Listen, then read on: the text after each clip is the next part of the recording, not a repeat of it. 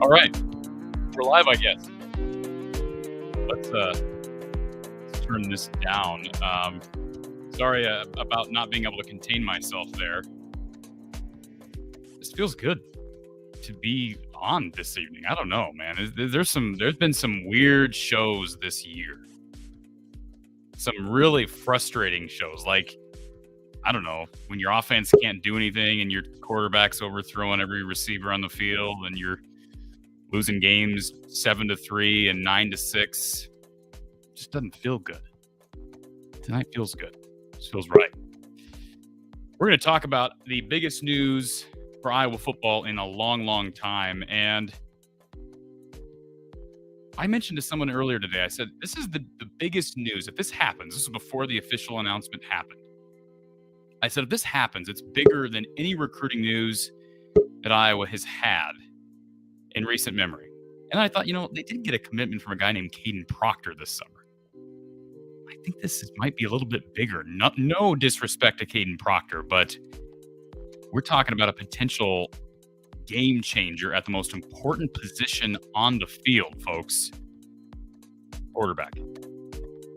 CADE McNamara is a Hawkeye, folks, and I'm here to chat with you for the next hour, 2 hours, whatever. I know it's a Wednesday or a third. What night is it? Thursday evening? Let's just make it happen, folks. I'm planning on being here. We've got Coach John Patterson, who's going to be giving us a call in a little bit. Convinced Coach Patterson to call in, so it's going to be fun, providing some reaction, and we call it celebration. I'm fine with using that word. And if people want to accuse us of being dramatic and overreactive, whatever. Don't care. Let's start with a guy who has been on this show much of this year. Alex, welcome to the show, good sir. Good evening, sir. How are you? Oh, Yeah, well, Well, I mean, I think I had to call in on this momentous occasion. I work second shift, so I'm actually at work right now. So I'm going to keep this relatively brief. I'm on break. I'm not wasting company time. So I don't know if anyone from my company watches this, but I think this news is absolutely huge. And I think you said it right. We got Caden Proctor, has verbally committed. He hasn't officially committed until December 9th, I think, is when the early signing day happens. 21st. 21st. Okay. I knew it was in December sometime. So, and I know you have said that he, granted he did visit Oregon earlier, and I think in November, but he's still pretty much a Hawkeye, which I still think he'll be a Hawkeye. And, I think it's great. I'm happy to see a quarterback that has proven his capabilities as a quarterback come to this program. And I don't know what he was ranked out of high school, what kind of a star kid he was, but I know he's a fairly high 4, if not maybe low 5-star kid. So, and he's proven at Michigan, a pretty big program with a lot of pressure. The one thing I would, I think maybe cause for pause is that, our offensive line has not done a very good job at protecting our quarterbacks. So I'm a little worried on that front. I'm not trying to, diminish the fact that I think he's going to be a great quarterback, but I worry about protection, and I think if Caden does stay with his commitment to Iowa, I think that just will bolster the offensive line. Everyone should be a year older. Hopefully we'll see some improvement there. And, and Keegan Johnson entering the transfer portal now. For some people who don't know, yes, he can return. Just because someone says they're in the transfer portal, unless they've committed somewhere, he can return. Now, it doesn't happen that often, but it has happened.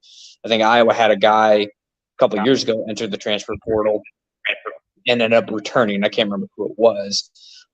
He entered the transfer portal. I don't know if he got any people committing, asking him to come to a school, or maybe he just didn't like his options, or maybe Iowa said something to make him come back. I can't remember who it was. Someone will have to help me out with that. Caller, I'm going to put you. The caller just called in. I'm going to put you on hold, so we'll be right back with you. Alex, you're thinking of Davion Nixon, I'm assuming. Yeah. So look what happened with him. So Keegan Johnson can't come back. So it'd be kind of interesting to see what wide receivers we get in this year. I know we have 3 already, with 3 that are verbally committed for next year. So hopefully they can, be added to the roster, have immediate impact. But I think the bigger question, I think everyone's kind of saying it, is, who's going to be the offensive coordinator next year? Is it still going to be Brian? Is it going to be someone different?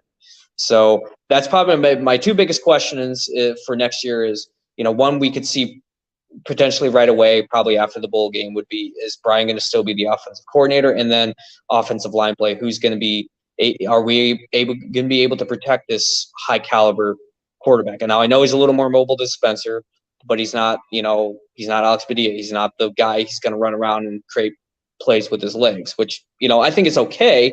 But as long as you have an offensive line that protects him, I think that's probably. I don't think he's any less mobile than Alex Padilla. I don't think. Well, I don't. From what I remember seeing of him, he was not as mobile. I'm not saying he's completely immobile like Spencer. He's able to move his feet, but in terms of like maybe using him in that sort of like way, like when has Alex Padilla ever been used in some dual threat fashion? That's okay. Good point. We assume he's mobile because we're comparing him to his counterpart, Spencer Petras, who is the Statue of Liberty on grass. But the fact of the matter is, Alex, I think CADE McNamara is every bit as mobile as Alex Padilla. Neither of them are dual threat guys. I compared CADE McNamara earlier in the week, Alex. I compared him to Jake Rudock. And if you remember Jake Rudock, he was pretty good at Iowa. He was underratedly mobile. I wouldn't call CADE CJ Beathard. CJ's kind of got a knack for running the football, despite being a real pocket passer. But Jake Rudock knew how to create plays with his feet when he needed to, and that's kind of what CADE does. When the play breaks down, he can create plays. He's not afraid. He makes throws under duress. He's a tough guy. He's obviously a great leader. We can go on and on about CADE McNamara, but I think his mobility is going to be a breath of fresh air, because not only are we coming off a guy for 3 years who is a Statue of Liberty, but his predecessor, who we all loved, and I think Nate Stanley has endeared himself to us even more so in these last 3 years, since we've seen what life after Nate Stanley has been like. We had Nate Stanley for 3 years, who was a statue as well. Yeah. So I think this is going to be a breath of fresh air for people who, I understand he's not a dual threat guy, but I mean, right now with Alex Padilla gone, and this is a signal, obviously. I mean, if anybody needed confirmation that Spencer Petras was moving on, this was it. You're going to have potentially, Alex, CADE McNamara, Joe Labus if he chooses to stay. I don't know what Joe Labus is going to do. I can't imagine Carson May moving on, and then Marco Linez. And then after that, you'll have James Reesar. Now, Carson May is a statue. Okay, he is not a mobile guy. But everybody else I just named is mobile. Not saying they're dual threat guys, but they're mobile. So, I mean, you're not going to see, unless Carson May ends up coming out of nowhere and being the guy, and wouldn't say it's impossible because we've seen, again, Stanley and Petras won over some mobile options, but we're likely going to see mobility at that position for years to come. And that's good news. Yeah. So, and I think with CADE, he's a much better, quarterback than Spencer. I don't think I don't think anyone's going to argue that point, even Alex Padilla. And I think maybe the wide receivers you'll see them featured a little more because you have a better quarterback who can get them the ball. And I'm not trying to gloat here, but I think I called Keegan and or Arlen leaving. I think when we did the call in after the Iowa State game, I said one of them is going to leave because of this offense is so anemic.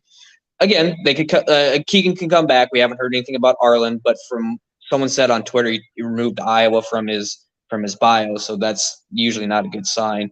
And then last thing before I'll get off of here, let everyone else go on, obviously, for my work.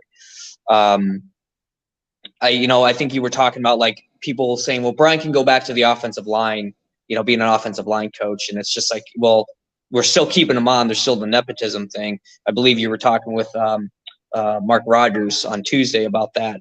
And I think it's one of those like 7 steps of grief where we're in that bargaining phase. Just like, okay, just he's okay if he's the offensive line coach, kind of like we're getting to that acceptance phase of maybe he's, he'll probably stay. I hope he doesn't. I kind of had the correlation between the two of the 7 stages of grief where we're trying to bargaining now. It's like, okay, he's okay if he's the offensive line coach, but that's just my take on that. But I'll probably listen to you when I get off work here in about another hour. So always appreciate the content and have a good night, sir.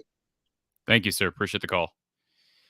Yeah, great stuff. And we're here to talk about this for the next couple of hours. If you're waiting, we got a plethora of people waiting to jump on here, folks.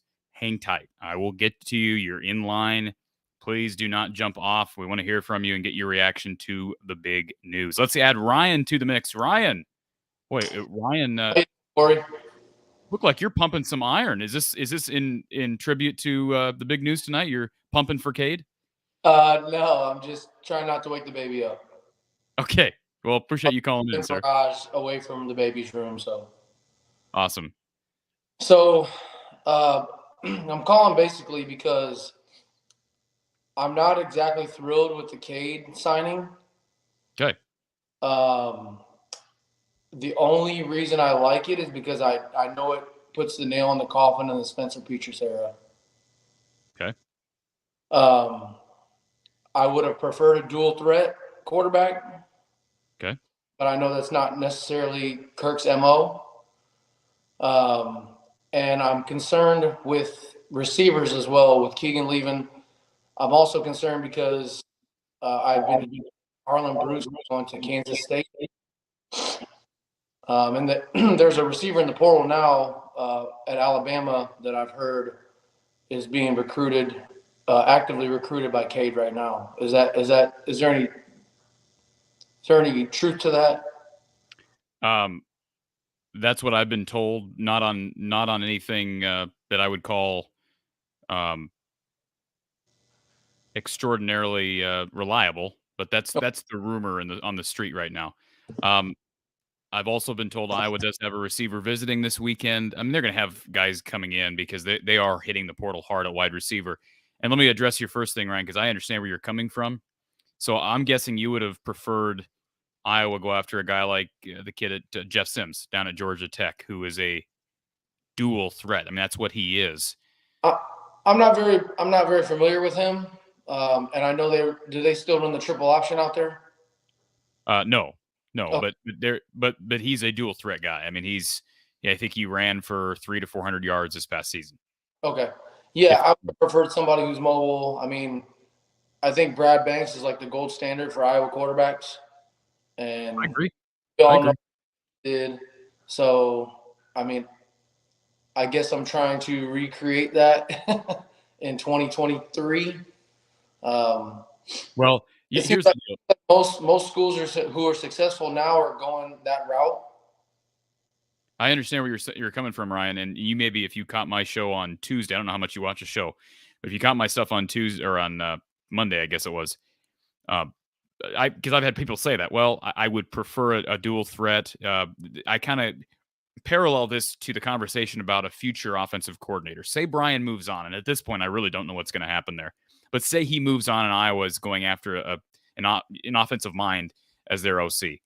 Obviously, a lot of Iowa fans will want somebody who's kind of the next gen type of OC. They don't want the old school pro style run first offensive coordinator. But the reality is, under Kirk Ferentz, as you acknowledged earlier, that's what he wants.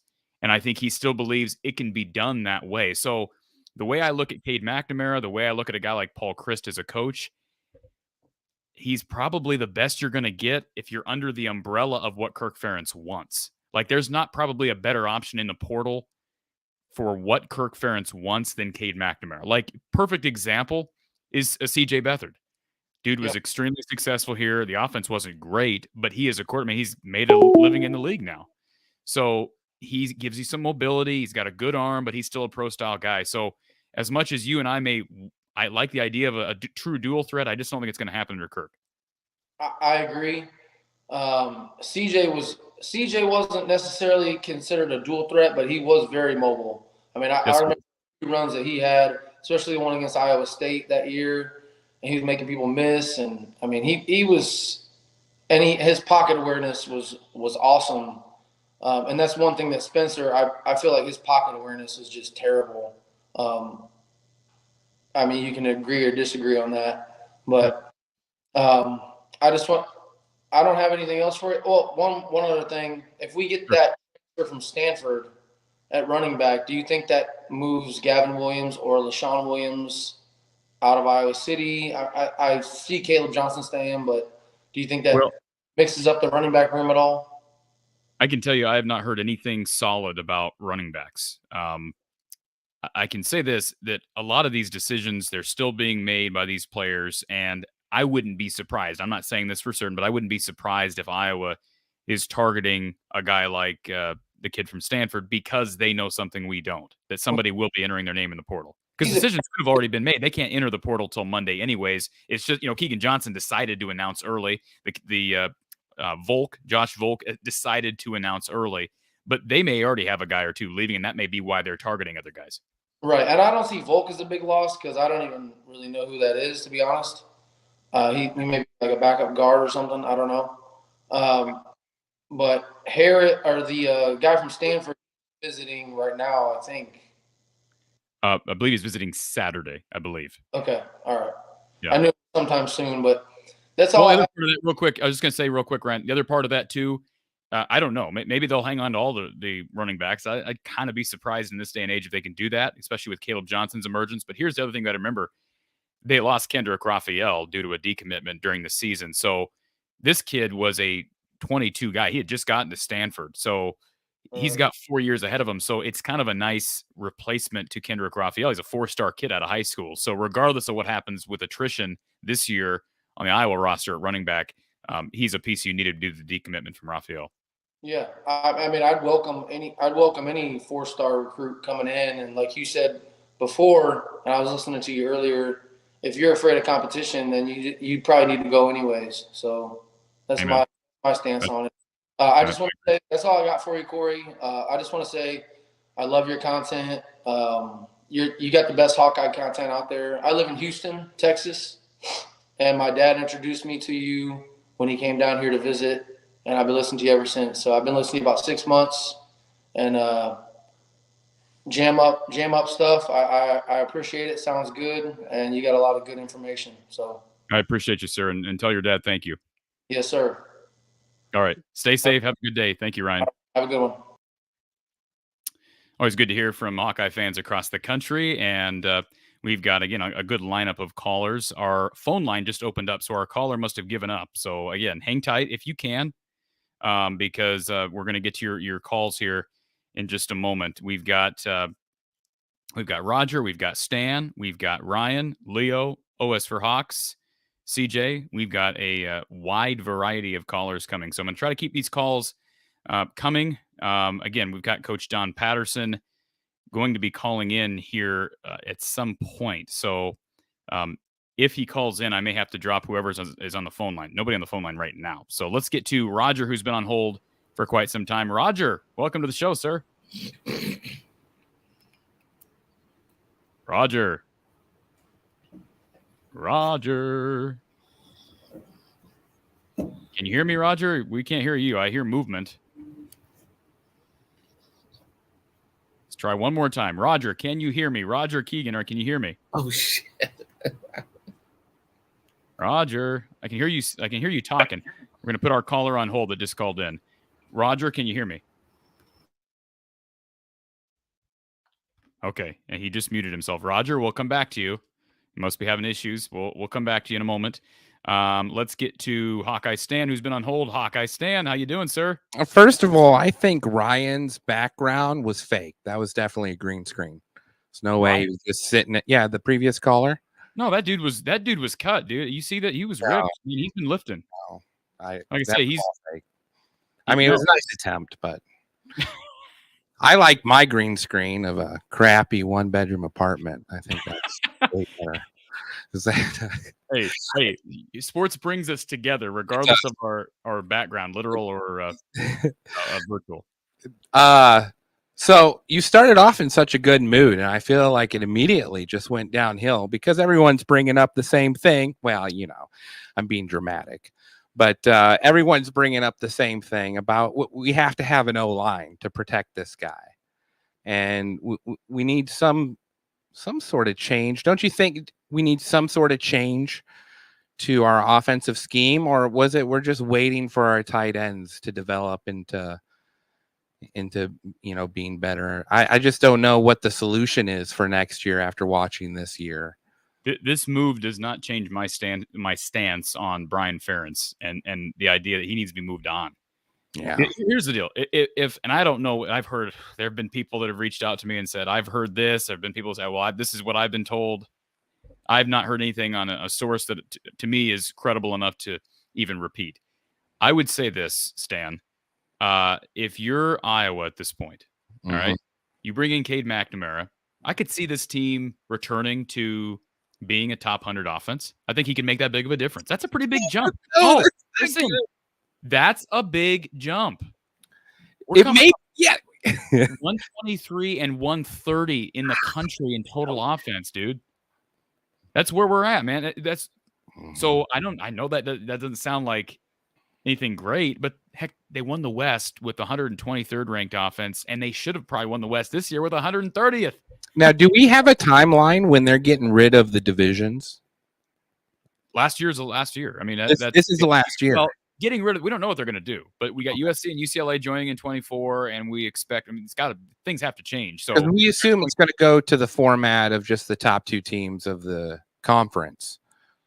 Or I don't know that that's what's going to happen. We could have pods. I don't know what the next move is for the Big Ten. Because I'm saying if it just goes to the, Michigan, Ohio State, Michigan, Penn State, or, one of those 3, like we're going to have to be better than just beating the West.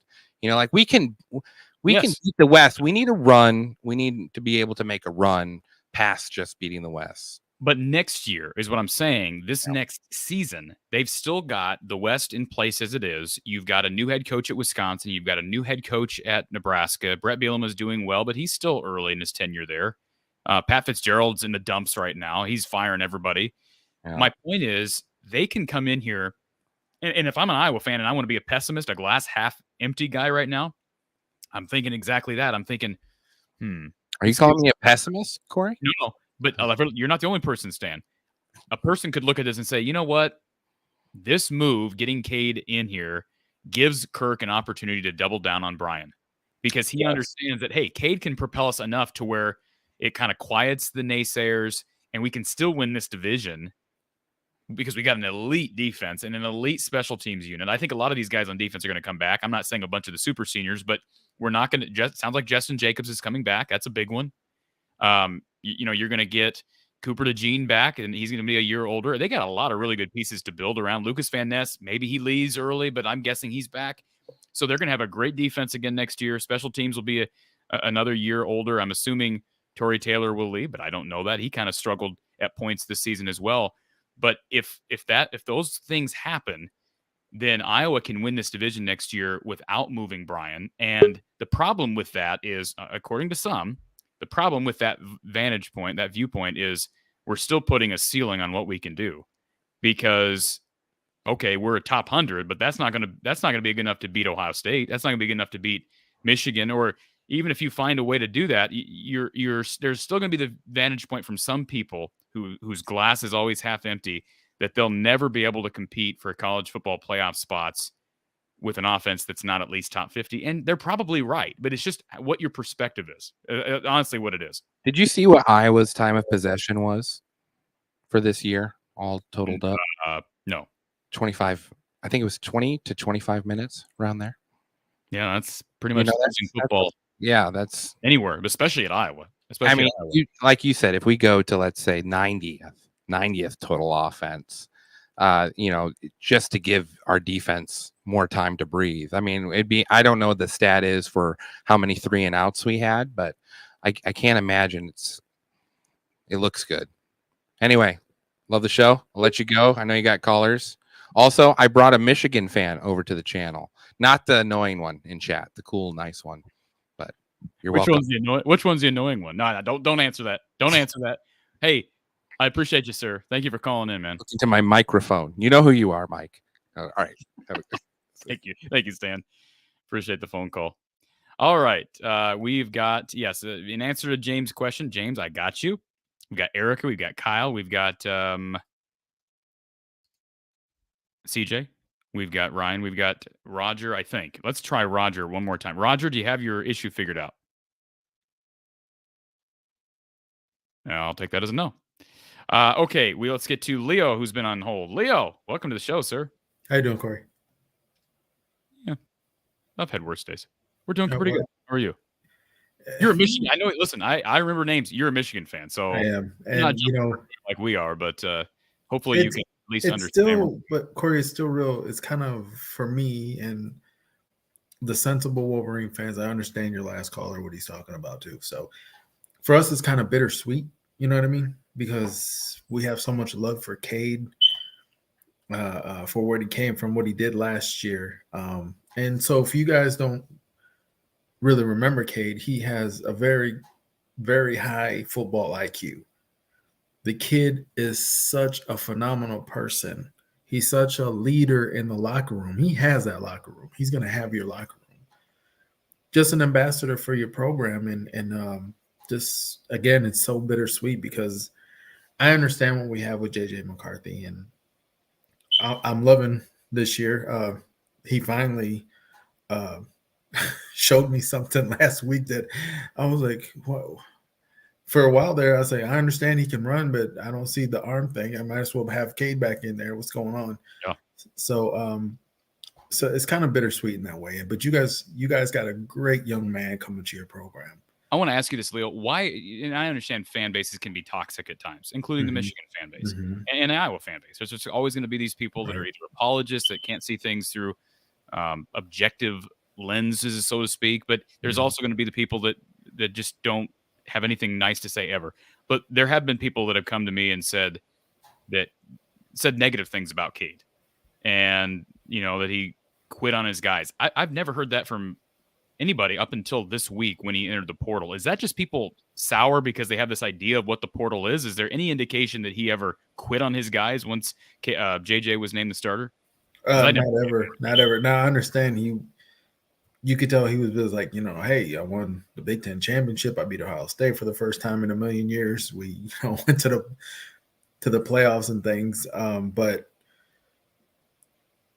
it was a competition, guys. It was a competition, and there was a competition. Jim Harbaugh, to his credit, back when we were struggling a little bit, I thought he was kind of being mulish about, his guys at quarterback because I thought there was better talent that was there, but he's sticking with his guy. He's sticking with his guy. And so when he said there's an actual competition for it, JJ won the competition, maybe not by a lot. And I mean, Cade still has the locker room. He still has all those guys. He loves those guys, and those guys love him.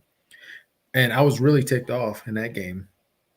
I forgot which game it was, where he came in finally and as a backup, and he threw a couple bad passes, and they got picked, and he's getting booed at the big house, and I'm like, what is wrong with you morons? Do you not know what he did for? Did you temporary amnesia? It's every fan base, Leo. It's just every fan base. But so I mean, he does not quit. His heart is in it. He is an amazing young man, and you guys have a good thing coming to the Iowa program. You really do. Well, I appreciate hearing that, and that kind of reiterates, re-solidifies, if you will, everything that I've heard from, I think, trustworthy people that Iowa let's be honest, Iowa went out of their comfort zone to do this, and Kirk Ferentz deserves credit. And whether an Iowa fan wants to reason that this gives Kirk an opportunity to keep Brian on the staff, this is going out of his comfort zone. But I think it's absolutely the right move. And I've been hard on Kirk Ferentz. Leo, you've called in before and told me you thought I've been too hard on Kirk Ferentz at times, and I respect your viewpoint. This was absolutely the right move, and I applaud Kirk Ferentz. You got to give credit where credit is due. And right. The good news about this too, Leo, that your head coach Jim Harbaugh is a former quarterback. I know he's been a big part of Cade's development. Iowa is getting a fundamentally sound young man. Yes, yeah. And regardless of who's coaching quarterbacks next year, the thing that Iowa fans can fall back on as it relates to hope is the fact that this guy understands the fundamentals of quarterback play. And at times, it seemed like Iowa's quarterback room didn't understand the fundamentals. And that was the concerning thing, or at least didn't execute the fundamentals.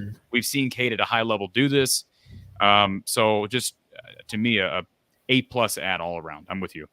Yeah, and you guys will see right away, and he'll win your heart because, again, this kid makes great decisions. He doesn't have one of those huge cannons like maybe a Bryce Young or even CJ Stroud, who we played last week. He may not have that kind of, and he may be not the most fleet-footed, but he can run for a first down. He can pick up a first down. Yes, he He will can. pick up a first down running the ball. Now, I mean, Peyton Manning wasn't fast either, but hey, Absolutely. But listen, he is a great pickup for your program, and you guys here shortly are going to understand what a good pickup it was. Now, I don't know what the last call was talking about your guys' tight end development. Yeah, I thought you guys got great tight ends. Yeah, I mean, the tight end play here has been second to none in this conference for a long time. Although Michigan was blessed there, but you guys are blessed with a pretty good tight end up there as well. But Sam Laporta moves on, but Iowa, I just think restocks, reloads at tight end, and Cade McNamara is a guy who benefits greatly from having a tight end as kind of a security blanket. And he'll get that with Luke Lachey as long as he's healthy. Right. And so again, I won't hold you up any longer. I know you got a lot of callers here, but again, like I was saying, it's kind of bittersweet, but I'm happy for Cade. We love Cade in Michigan. We really do, but we're happy that he's going to a fine program. I think he's going to excel there. I really do. I hope you don't beat us, but that'll be a fun game if it happens. Great Leo, pickup. Appreciate you calling in, sir, and best wishes this weekend. I hope I don't know that I'm rooting for either team necessarily, but I hope everyone can stay healthy. And if Michigan's representing the Big Ten in the college football playoff, I'm a Wolverines fan in early January. All right. Thank you, Corey. Thank you, sir. Appreciate the super chat from Lemansky. And yes, buy some Hawkeye merch, folks. Buy some Hawkeye merch. I'm going to be getting to that here in a little bit. But we've got callers who are waiting on hold here. Let's go to, let's see, who is next in line? Ryan. The man, Ryan. He is here. Ryan, what you got for us, sir? You happy? Oh, you're muted, Ryan. Or I can't hear you. You're not muted. It doesn't say you're muted.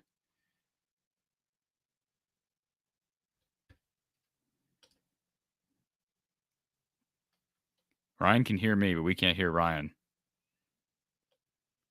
I cannot hear you, sir. You might want to pull up your settings. I'll come back to you. Pull up your settings, and you should be able to see the little green bar go across there, Ryan. We'll come back to you. Let's go to Mike, who's been on hold. I think we got another Michigan fan. Michigan Mike. We can't see you, but sorry. There you go. Hey, we got your audio figured out. You haven't been on here in a while because your audio's been crapping out on you. Yeah, I found out what the problem was. There's this little thing on my finger. It hit the. I guess I accidentally muted my own mic. Well, did you just get it done with a bath, Michigan Mike? Now it's a little on the cool side, even down here in the South. So instead of having a Michigan T-shirt, I just went with my bathrobe. Okay, because I was just I had the cursor over the button to remove you from the studio in case you tried to flash people on here, because this is a kid-friendly show, so make sure. No, I'm decent under here. Well, bottom half, anyways. So what do you think of the news, Mike? It's interesting. I didn't think he would go there because I thought that he might be a little bit concerned with your offensive line, keeping him up, because he was kind of spoiled, being behind what I consider the best offensive line in the game right now. Well, that'll be the question. It helps when you're mobile, and CADE is somewhat mobile, right? If you compare him to a guy like Spencer Petras, CADE can at least escape pressure and make plays under duress. Yeah, okay, yeah, he's mobile compared to Petras. Yeah, I'll give you that one. The only thing I didn't like about him is that he tends to scramble east and west, and not so much north and south. You can tell that he's not really interested in trying to pick up 6-7 yards on a scramble, even if there's room in front of him. He's looking to try and clear his way for a pass. Whereas but McCarthy, he will do it. I've seen him do it. He has done it, but it's not his forte. He prefers to try to just get open to try and complete a pass. Not, if it's 3rd and 8, he has to have absolutely nobody in front of him before he tries to break off for a first down. That was the real argument I had against him. Yeah. So, I mean, now, do you really think Keegan is gone for sure now? Because maybe he might. You think he's gone for sure? Yes. Keegan went into the portal with full knowledge that CADE McNamara was coming. So Keegan's not coming back, barring something completely unforeseen. I mean, obviously, eligibility-wise, he could come back. But no, this was not. This is something that's been known. I mean, the CADE McNamara news, this has been known for a few days by the people that kind of have the inside scoop. I had never been told that on solid authority, but other people who were in the media I know were well aware of it. Tom Kakert basically hinted at it last night on his podcast that I think he used the numbers 85 to 95% sure last night. So no, Keegan Johnson was well aware this was happening. Keegan Johnson's moving on. So I think the quicker Iowa fans can come to terms with that, the quicker you can move on to whoever comes in out of the portal next, because Iowa will bring in at least 1 or 2 wide receivers. Well, and I know that from personal experience, CADE loves his tight ends, so he'll have to warm up to Lachey and see what your tight end room will do. But he has a decent deep ball. It's not. Yes. I think his deep ball is a little bit worse than JJ's, even though that's been the knock on JJ. But we've had some wide receiver drop issues. But he can get the ball downfield if you got like I mean, is Reganey gone or is he coming back? We'll see.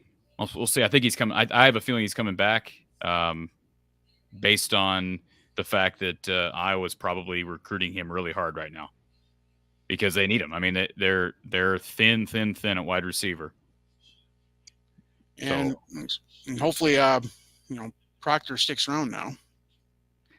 Yeah, I think he is. I think he is. That's another thing Tom Kakert brought up on his podcast yesterday is Caden, and I've not spoken to anybody in Caden's circle here for a few days, but I've never really doubted that he was locked in, even when the rumors were circulating about him potentially decommitting and committing to Oregon. I just kind of thought, from everything I've been told, he's still committed. So until I have reason to believe otherwise, he's a Hawkeye, and I think he'll be a Hawkeye. We've got 3 weeks counting down to signing day, but I think he's a Hawk. Well, hopefully the CADE thing will spur on some recruitments and keep some people in place, and maybe have a good future for you. I appreciate the call as always, Mike. Feel free to call in anytime. Will do. Thank you. Thanks, sir. All right, let's get to our caller who's been on hold on our phone line. Thank you for calling from the Hawkeye of the Storm. It's Hawkeye Hangout. Who's on the line? CADE McNamara makes me so. Didn't get it in, buddy boy. Yeah, getting a little quick trigger there. You know, you're gonna have to come up with a quicker one because I'm onto your nonsense. And seriously, man, people have no life. Like seriously, it's incredible. Oh, anyways, all right, let's get to our next caller. Thank you for calling Iowa it's not Iowa Post Game, Hawkeye Hangout from the Hawkeye of the Storm. Who's on the line? I'll talk to the post game. Lomansky, Corey. Lomansky, how are you? Sir? I'm wonderful. How are you, sir? Well, I tell you what, Christmas came early. The elves and Santa didn't forget us. It's a good day to be a Hawkeye, and there are more announcements coming that are not going to make people very happy. I can tell you that. But this is the era we live in, and it's the era coaches are a part of, and getting a quarterback like CADE McNamara at this point in the transfer portal cycle is as good as you could have done. So you have him, you can build around him. He's going to be a recruiter. Best case scenario for Iowa to deal with the attrition that's coming.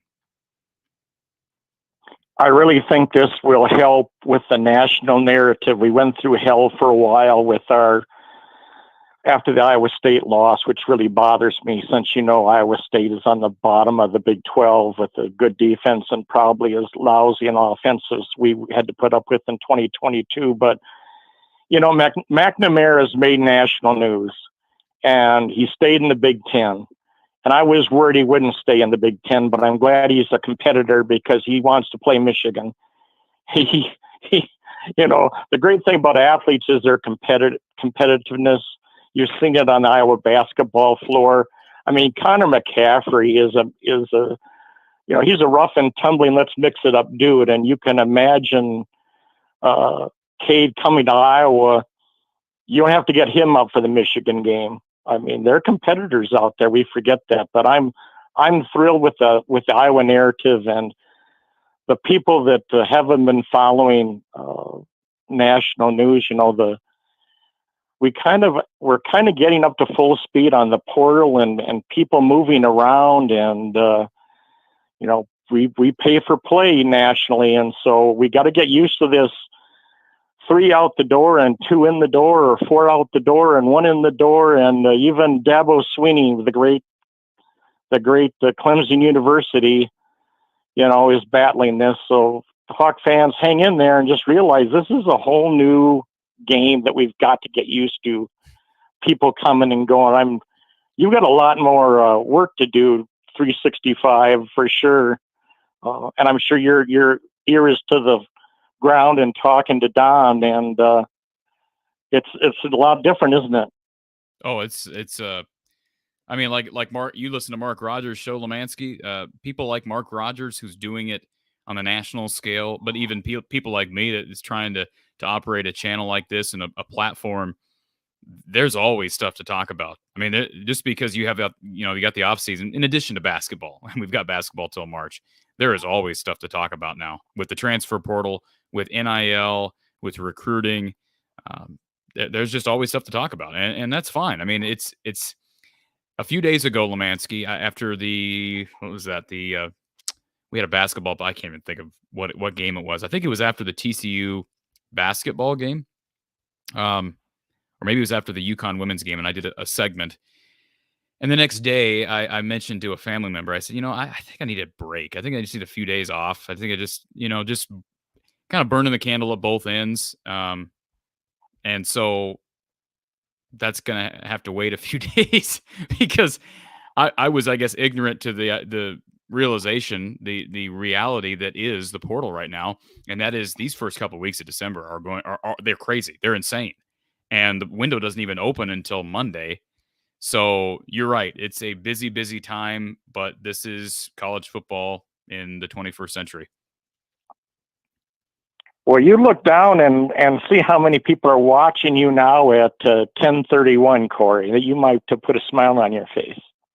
I appreciate everybody being here. I really do. And, I don't know that I'm giving anybody anything real inspiring or original here. I didn't have any inside scoop on CADE McNamara, but I hope that giving everybody a platform to kind of celebrate, that's what I like doing. These are the kinds of shows I enjoy doing, Lemansky. Well, the Milwaukee Journal came out and had the wrong guy that's going to be the coach at the University of Wisconsin, a big statewide paper that I really like. And of course, I typed that into Mark Rogers and he mentioned it. And of course, my source was the UW Milwaukee Journal, who had Leonard going to be their next head coach. And they put that out publicly and they were dead wrong, Corey. So the main thing you do is reflect the feelings and the viewpoints of Iowa football.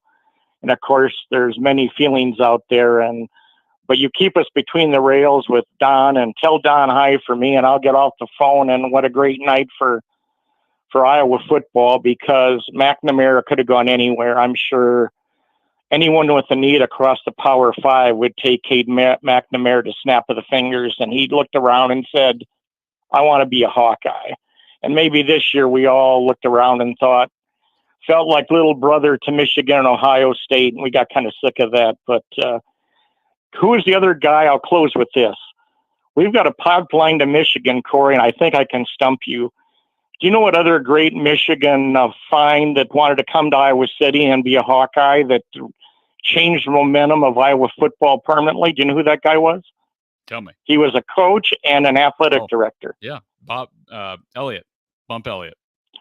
Bump Elliott chose Iowa to be their football athletic director, and he hired Bob Cummings. And Bob Cummings' son, Bob Cummings Jr., Steve said it in the chat, was their quarterback. Nepotism or not, it's been here before. And Bump Elliott, when he hired Hayden, said this to Bump. Hayden said, I hope this works out. And Bump said, well, don't worry about it, Hayden, because if it doesn't work out, they'll fire me first. So the pipeline to Michigan has helped us before, and I think this will help us also. Does he have more than 1 year of eligibility? He's got 2, and I'd have to look back at his. I think if he gets a medical hardship waiver, he could be eligible for 3. Let me confirm that, because I've heard differing things on this. So he played. Let's see, he played 4 games in 2020. So he would have 2. Yeah, no, he could have 3 if I'm not mistaken, unless he redshirted in 19, and I'm not seeing that. That's a great question. Let me pull this up here. Should have had that ready to go before jumping on here. Let's see. He got there in. Yeah, he got there in 2019. So he's got 2. I believe he's got 2. Let's see. Freshman year he redshirted. COVID year didn't count in 2020. 21, 22. I guess technically, no, there's no way. 1, 2, 3, 4. No, he's not going to come back for 7 years, right? I guess technically he could. I've heard of 6 years with people. I don't think he could come back for 7 years. It's late. Maybe I'm just miscalculating. But he got there in 19, redshirted. He played in 2020, but it was the COVID year, so it didn't count. And then he's had these last 2 years. So, I mean, to me, if he gets a medical hardship waiver, he could be in school for 7 years, unless I'm missing something. So. Well, carry on, and I think in today's crazy world of Twitter and internet, you don't have to break scoops, Corey. You just have to reflect the Iowa feelings and fan base, and that would be quite amazing. So have a great night. Thanks for working so hard late at night, and I think Dandy Don has gone in the refrigerator and got his Coca-Cola out and putting it over ice and celebrating. We'll talk to you later. Thanks, Lemansky. Appreciate it, sir. Good old Dandy Don. Yes, Don Patterson will be joining us. Phone number 515-635-1601. And we've got, again, a plethora of callers. If you've been waiting on hold for quite some time, hang tight, because we're coming back to you in moments. Again, the news at this hour on this first day of December, the Iowa Hawkeyes have landed a major portal target. Michigan transfer quarterback CADE McNamara has committed to the Iowa Hawkeyes. He will be eligible for at least 2 years. We'll see. This is going to be an interesting couple of years, and interesting few weeks now, because who else will Iowa bring in to accompany CADE? They're working at wide receiver. They're obviously working at running back. I mean, this is going to be a unprecedented year in the transfer portal for Iowa, and you got to give Kirk Ferentz credit for at least attempting to, succeeding in some regards with as it relates to the transfer portal. We're going to put our caller on hold who just called into the show, and we're going to be right back after a word from our sponsor. You're watching Hawkeye Hangout as we celebrate CADE McNamara, who is officially a Hawkeye.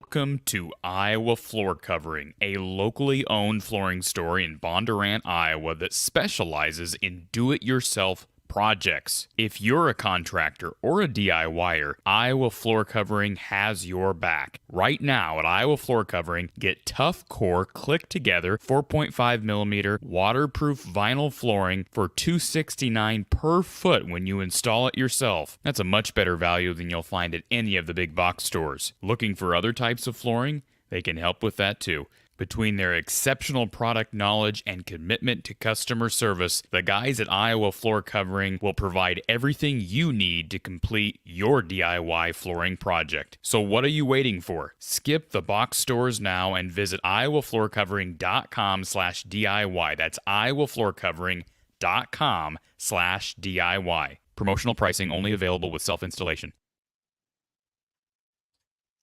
All right, so appreciate Iowa Floor Covering for sponsoring the channel. And again, if you're enjoying the content, if you appreciate having a platform to be able to sound off, please consider supporting our sponsors, including Iowa Floor Covering. They are what help make this show happen each and every week, each and every day. Let's get to OS for Hawks, who's been on hold. Welcome back to the show, sir. I almost fell asleep. Sorry. Sorry, I didn't know we were that monotonous. I apologize. No, I'm just older guy and it's past my bedtime, so that's all there's to it. I'm glad we kept you in time. I want to be positive. I think this is fantastic news for the Iowa football program. I watched more than one show this week talking about college football and transfer portal quarterbacks, and 2 shows had the top 5 guys ranked, and the top guy in both shows was CADE McNamara. Yeah. So in that sense, I think we're getting a high quality quarterback proven. I think everybody should be extremely pleased about that. My only other comment is getting CADE at a commit like this says to me that there's not going to be a major change in the offensive room at Iowa football. That's what it kind of points to at me. I have a hard time believing that CADE McNamara would commit to our program if there was going to be some drastic changes made. Maybe some changes in how the offense is put on in the field, but not a major overhaul in the personnel. That's just my look at it. Sure. Want to thank Pugmaster real quickly. Thank you, Pugmaster, for the super sticker. As it relates to that comment, sir, I understand where you're coming from, and I see a number of comments that are similar to yours. Let me find it here. So Chad wants to know, will there be any change with the offensive line strength and conditioning coach? Jason wants to know, will this save Brian? Does it slow change? Does it show that changes are coming? That's a genuine concern. It's an honest concern. It's a valid concern. As I said earlier, I do believe that you could make the argument that this helps Kirk to defend keeping Brian on staff because it will settle down the naysayers. Now, there's going to be some bad news coming still. I shouldn't say bad news, but news that's out there that's going to happen. That's unfortunate, I should say. But this is going to overshadow most of that. So I don't know what the future is with the staff. Like I said, I've heard a number of different rumors, reports, if you want to call them that I don't feel comfortable repeating because I don't know how much substance there is behind any of them. But it is a fair concern because I still think there's a lid on what you can do offensively, primarily without an offensive mind. We can talk scheme if we want to talk scheme, but when you have a play caller who doesn't have an offensive mind, and that's nothing personal against Brian Ferentz, but he's a former center. He's a former center. He's not an offensive mind per se. So I know he's learning, and he's been on the job now for 5-6 years learning. I get that. But I do feel like even with Cade McNamara, this team would benefit greatly from a change, not only quarterback, but a change with your quarterback coach, a change in your play caller. Perhaps you make, this idea has been tossed around there. Perhaps you keep Brian on as a run game coordinator and you bring in a passing game coordinator. I can think of a specific guy up at North Dakota State who wanted to be the QB's coach here last year, who happens to be the passing game coordinator up there now. It would be a great candidate, but I don't know what Kirk Ferentz plans. Yeah, I was just saying that the thought had crossed my mind that with Cade making a commitment like that, that kind of commitment I'm just thinking on my own personal terms, if I made some sort of commitment like that, would I want a bunch of change going forward? That's the only thing. I've seen the other comments and I don't know what that's going to bring. I think signing Cade or having him coming through the transfer portal will do nothing but help us get other transfer portal talent. It's got to, if they see that Cade's coming, I could see us getting some wide receiver help. I could see us getting some offensive line help. And I think that's nothing but a positive. So I think it's a great day for Iowa Hawkeye football, and go Hawks. And thank you for taking my call. Appreciate it, sir. And I'll tell everybody what it is. This is, and I know this is a big buildup to a pretty simple word, but all of this is simply exciting. It's just exciting. I mean, is it risky? Well, when you don't have a choice, like Iowa doesn't have a choice. They're losing people in the portal. That's just a fact. They need desperate help at quarterback. Alex Padilla has already entered the portal. Spencer Petras isn't the answer. Even if he wanted to come back, he's not the answer. So at a minimum, this is all extremely exciting. You're going to get a complete, I don't say overhaul personnel-wise on offense, but somewhat close. And if you can hang on to Caleb Johnson, who is, I think, the future at running back, maybe add a guy like the kid from Stanford. I don't know what else they're going to retain at that position. I don't know. It gets you excited about football again. The fans needed this. I'm not saying that's why Kirk Ferentz did it. It's not. I think Kirk Ferentz did it because he realized he needed to bring in an upgrade. No question about it. He understands that. He's one of the best coaches in the sport. I still believe that. But the fans needed a jolt of energy, and they're getting it by means of this addition. And there will be more. Just like I said, there are going to be more attrition as it relates to personnel. There are going to be more adds, more additions via the transfer portal. All right, we've got James, we've got CJ, Erica, Kyle, we've got Ryan. I think, Ryan, give me a thumbs up if you've fixed your audio issues or if you think you've fixed your audio issues. Yep, he gave me a thumbs up. So let's add James and we'll come back to everyone else. James, welcome back to the show. What's up? How you doing? Doing good, man. How are you? I mean, obviously, I think we're all doing better. You need to get hold on a second. You need to get a little bit more excitement in your voice, James. You're kind of I'm gonna say I was wrong. Obviously, I said he probably would go somewhere else and wouldn't choose us. So I'm gonna admit when I'm wrong. I'm not a person that's gonna not admit when I'm wrong. I thought obviously other places would have been a better choice. I'm happy he's there, obviously. So I'm not denying the happiness. But you said a lot of people are gonna leave, and I think it's still true. A lot of people are gonna leave. Like, not a lot of people are gonna leave, but like Gavin, I think Gavin's obviously out. My guess would always be Gavin probably out because the two in front of him, I think, would get more carries. And if you add somebody else, I think Gavin will probably leave. Yeah, I don't know about Gavin. I haven't heard anything about Gavin. The people that I know that sound like are gone. Arlen's one I heard too. Are not in the running back room. Arlen was a rumor I heard too. I don't know if that's true, but I don't know. We'll see what happens.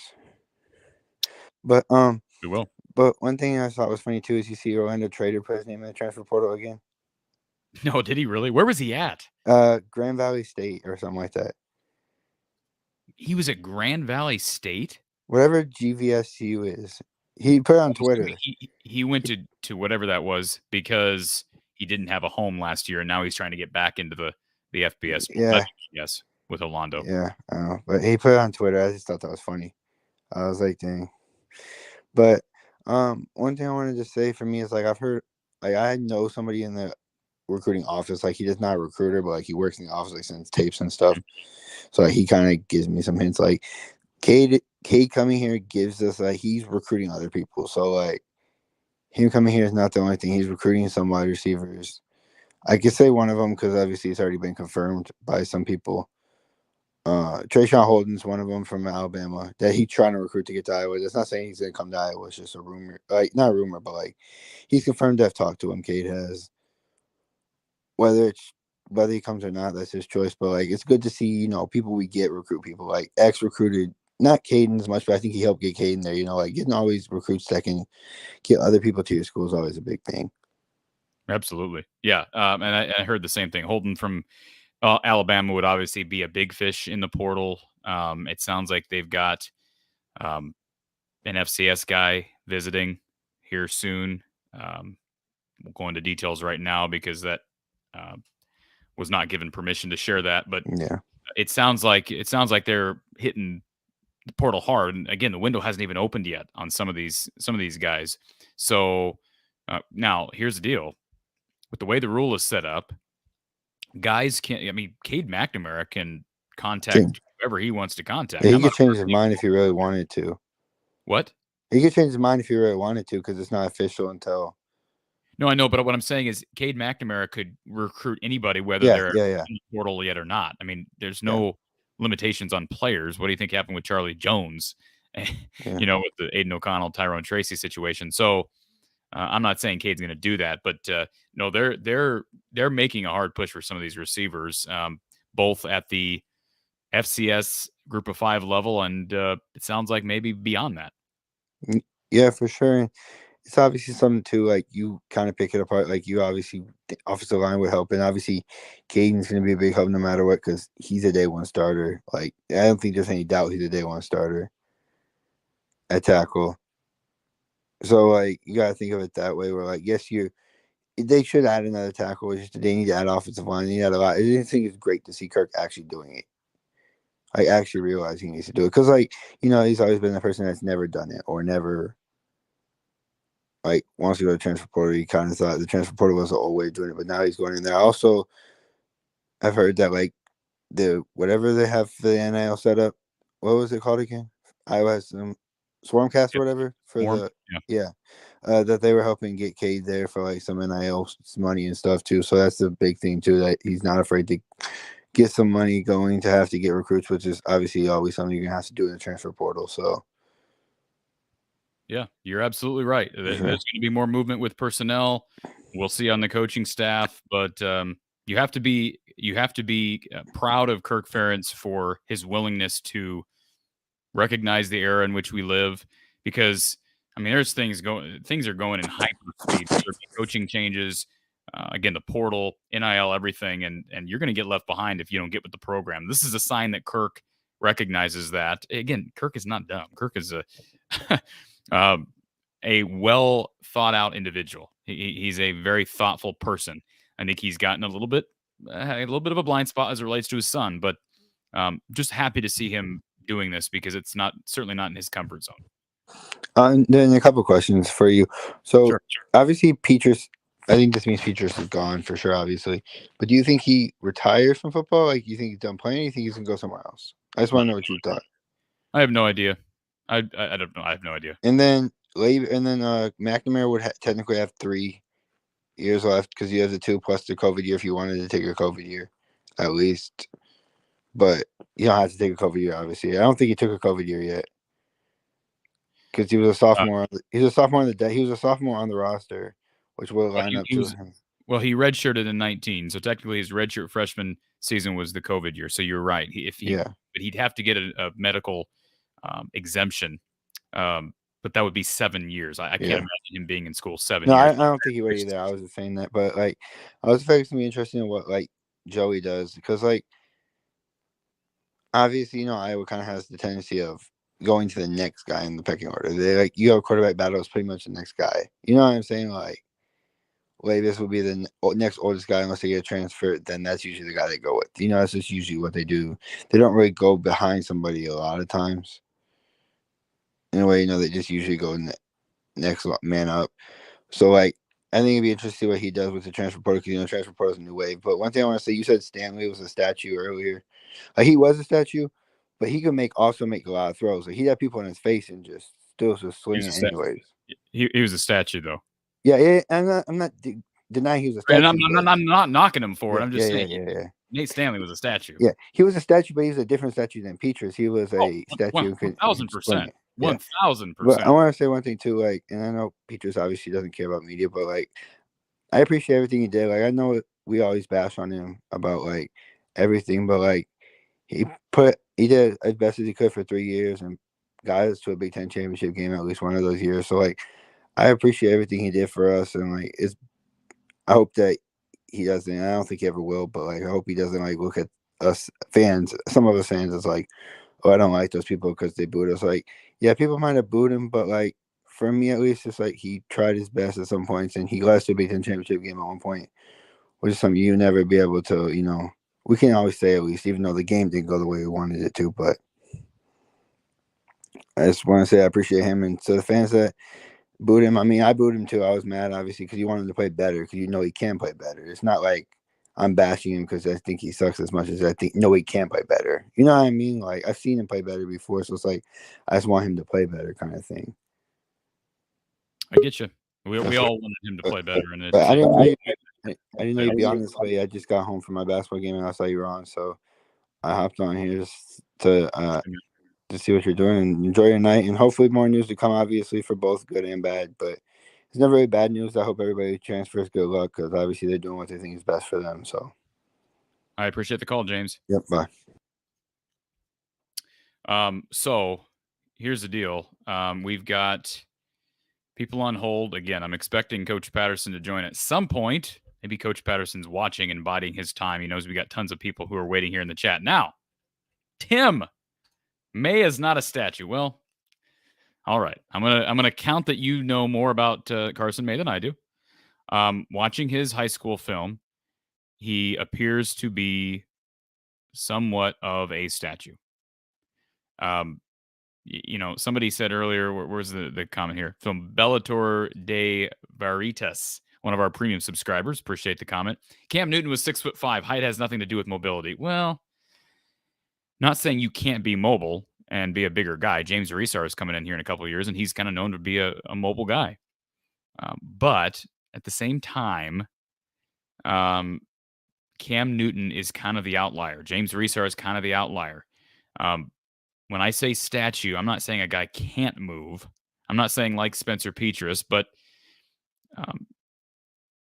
I consider Ricky Stanzi to be I've heard people call Ricky Stanzi mobile. I go back and watch Ricky Stanzi in 2009, 2010. Now, he had the ability to step up in the pocket, make throws out of the pocket, rolling out, but he was a statue-esque guy. You can still win. I mean, Tom Brady's a statuesque guy. Now, he's benefited from exceptional offensive lines over the course of his long career. But, Josh Allen's an exception to the rule. He's a bigger guy.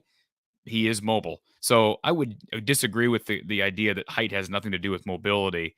But there are exceptions to the rule.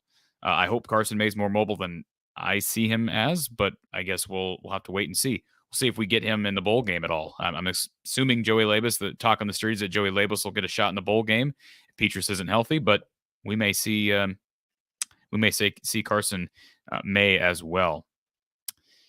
All right, let's get to Ryan. Are you with us, Ryan? Nope, you're not, Ryan. What's going on, Ryan? Your mic is completely dead. You got to mute yourself. Unmute yourself.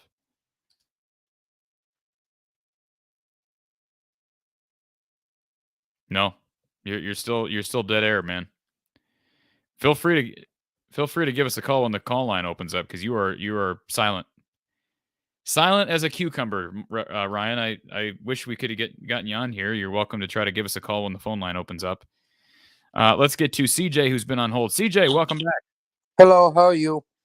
Doing great, man. Just talked to you a few days ago. I remember we were talking about this very subject. Yeah, definitely. I do have a question. How long do you think CADE is going to be out with his knee injury? I just saw that he had surgery on it and stuff. Do you think that will be a problem come August? again, I have no inside information other than Tom Kakert made a comment last night. Again, I don't hardly ever get a chance to listen to other podcasts, but I happened to listen to Tom's last night and chatted with him briefly today. He acted like Cade's got a chance to be back for spring ball. So that would be tremendous. I don't know how serious the knee is, but he's been recovering for a couple of months now. So obviously you want to get him back for some spring ball to start developing some of this chemistry. Yeah. Also, I don't know if you know this, but do you know, are they recruiting any like O-line transfers? Because I know we've seen like wide receiver and running back, but I know that the Cincinnati center just decommitted, and I'm like, go get him. We need a center really badly. So there's lots of guys entering the portal. Obviously, you got to vet these guys. You don't just go after random players. yeah, There's plenty of guys who are experienced multi-year starters that are entering the portal. But yeah, you got to vet them. So that's one thing you got to trust Kirk Ferentz doing is identifying offensive line talent. They will get Caden Proctor next year. Will get Trevor Lauk. I don't know if Lauk will end up playing as a true freshman. I think Proctor will. And again, if they retain George Barnett, I hope that this line can take a huge step forward, because in year 3, if it doesn't work, then you got to look at George Barnett and say, probably not getting the job done. They've dealt with some attrition. They just lost the kid the other day to the portal, the kid from Xavier, Josh Volk left. That's just one more scholarship guy that hasn't worked out here from 18, 19, 20 classes. So we'll just have to wait and see. But I would be surprised if Iowa doesn't at least look at the portal along that offensive line. But again, they know more than we do as far as who's entering, who plans to enter, who's planning on coming back. See, I think we've got, who else do you have? I think Plum is gone. I don't believe he's got a COVID year. I don't think. Maybe he does, but I would guess he's moving on. But they've still got some youth there. I don't know what David Cobb, what his status is. That's going to be a question moving forward. Will he end up playing here? I don't know. But yeah, well, I would be surprised if they don't at least look at the portal along that offensive line. Yeah. We were talking about Nate Stanley earlier. My hot take is if we had a Stanley style quarterback now, we'd be in the playoffs. Like the way he do it, like if because Stanley averaged like 22 to 24 touchdowns a year, and I know he had Fant and Hawkinson, but if like let's say Petrus had those kinds of weapons and he threw like Nate Stanley, we'd be close to the playoffs.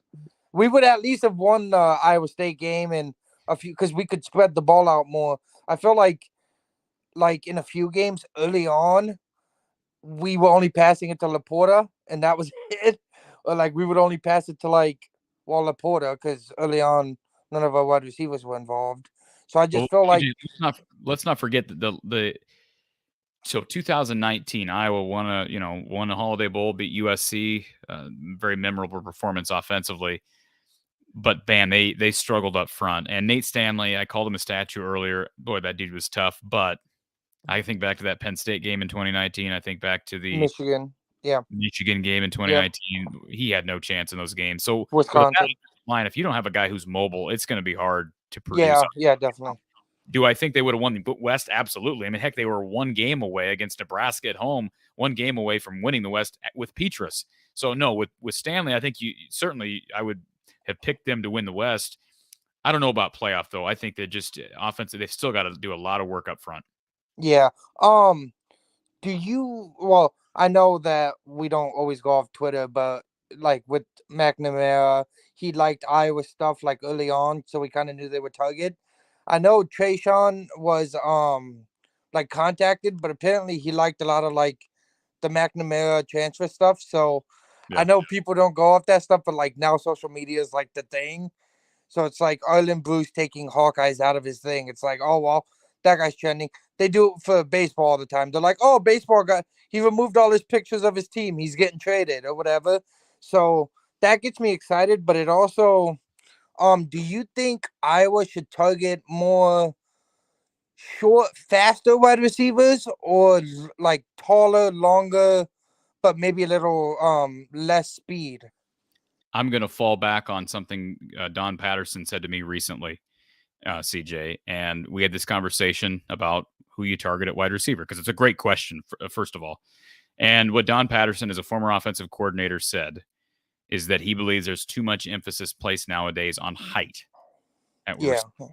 You look at a guy like Tyreek Hill, and yes, that's anecdotal evidence, I guess. One example, Rondell Moore is a guy who was electric in college, especially at the college level, right? I mean, Charlie Jones isn't real tall. Yeah. One of the more productive guys in college football. Same again with Rondell Moore. Mentioned Tyreek Hill at the next level, one of the best receivers in the NFL. So I agree with him. Height's probably overrated. If you have guys who can just run exceptional routes and who have speed and good hands, I take them all day Get long. separation, yeah. And last thing, I'm like a lot of the other people, I'm worried that now that they got CADE, I talked to my dad this morning when it happened. I talked to him and I said, this means they're going to keep Brian. I just have a feeling. We know Cook Ferentz. I just have a feeling that he's going to be like, look, at least we can try. Like, see, we're going to see if this works, because then if it doesn't work in 2 years, they're just going to change quarterbacks again when CADE graduates, if he doesn't take the third year. So they're going to be like, look, we just changed quarterbacks again. And I also agree with you. I don't think Labus is the future. I think he could be gone too. Yeah. I mean, at some point, if Cade McNamara wins the job next year, I have a hard time seeing Labus stick around when you have Marco Linez and Carson May potentially chomping at the bit as well. So I don't know. Yeah. We're going to potentially get a look at Joey Labus in the bowl game. CJ, that's going to be interesting. Hey, at least Cook Ferentz didn't badmouth them this time. Well, not exactly. No, you're right. So at least for the bowl game. So, I'll let you go. I know you have a lot of people online. So, I love your show. Appreciate it, CJ. Appreciate you calling, sir. Bye. All right. Appreciate everybody being here. And again, I think we've got Coach Patterson calling in just a few minutes. We've got Erica coming up next. Kyle, Niall, Ryan. Ryan's still trying to get his issues figured out. Let's get to our caller who's been on hold. Thank you for calling from the Hawkeye of the Storm. It's Hawkeye Hangout. Who's on the line? Mark. Yes, Corey. Why do you think McNamara made his choice so quickly? He would have had a lot of interest from many other schools. That's a great question. From what I've been told, it sounds like he is certainly getting incentivized. Is that the right word? Via NIL. Iowa's got the collective in place and some incentives for him to be here financially. So that helps, because believe you me, the schools that were interested in Cade McNamara, Notre Dame being one, those schools were offering him something in the way of finances. So I'm guessing Iowa was able to compete there, which is a positive sign. And then I don't know, what mutual correspondence there was. I do know that John Budmeyer, who's not, an analyst for Iowa, when he was the OC at Colorado State, he recruited Cade McNamara's brother at Colorado State, actually had him committed, and then John Budmeyer was fired. So perhaps there was some communication behind the scenes. I don't know if that's goes against, principled Kirk, if you will. But I don't know. I don't know how to answer that question exactly, Mark, but I would just say you got to give Kirk Ferentz a big attaboy, because to get him committed early is big. I mean, he's the first big quarterback off the board anywhere. Yes. I was wondering also about Keegan Johnson. The reason he entered the transfer portal, maybe it was not so much a dissatisfaction with Iowa, but that when he was in high school, he was unsure. Maybe his real love was Nebraska, but he was unsure about the way Scott Frost was running things there. So he thought he'd give Iowa a chance. Now, suddenly, Nebraska has a good football coach. And maybe he's just heading back to where he wanted to go in the first place. I will say this, Mark, you could be right. I believe Keegan had this. I think this was in motion well before Matt Rule got hired. Okay. That's what I would say. I can't say that with 100% certainty, but I don't think this is a last-minute decision from Keegan Johnson is what I'd say. Okay. I was thinking almost the same thing with Arlen Bruce. Maybe his real choice out of high school was Kansas State, but it was a new coaching staff there, and he wasn't sure how things were going to turn out.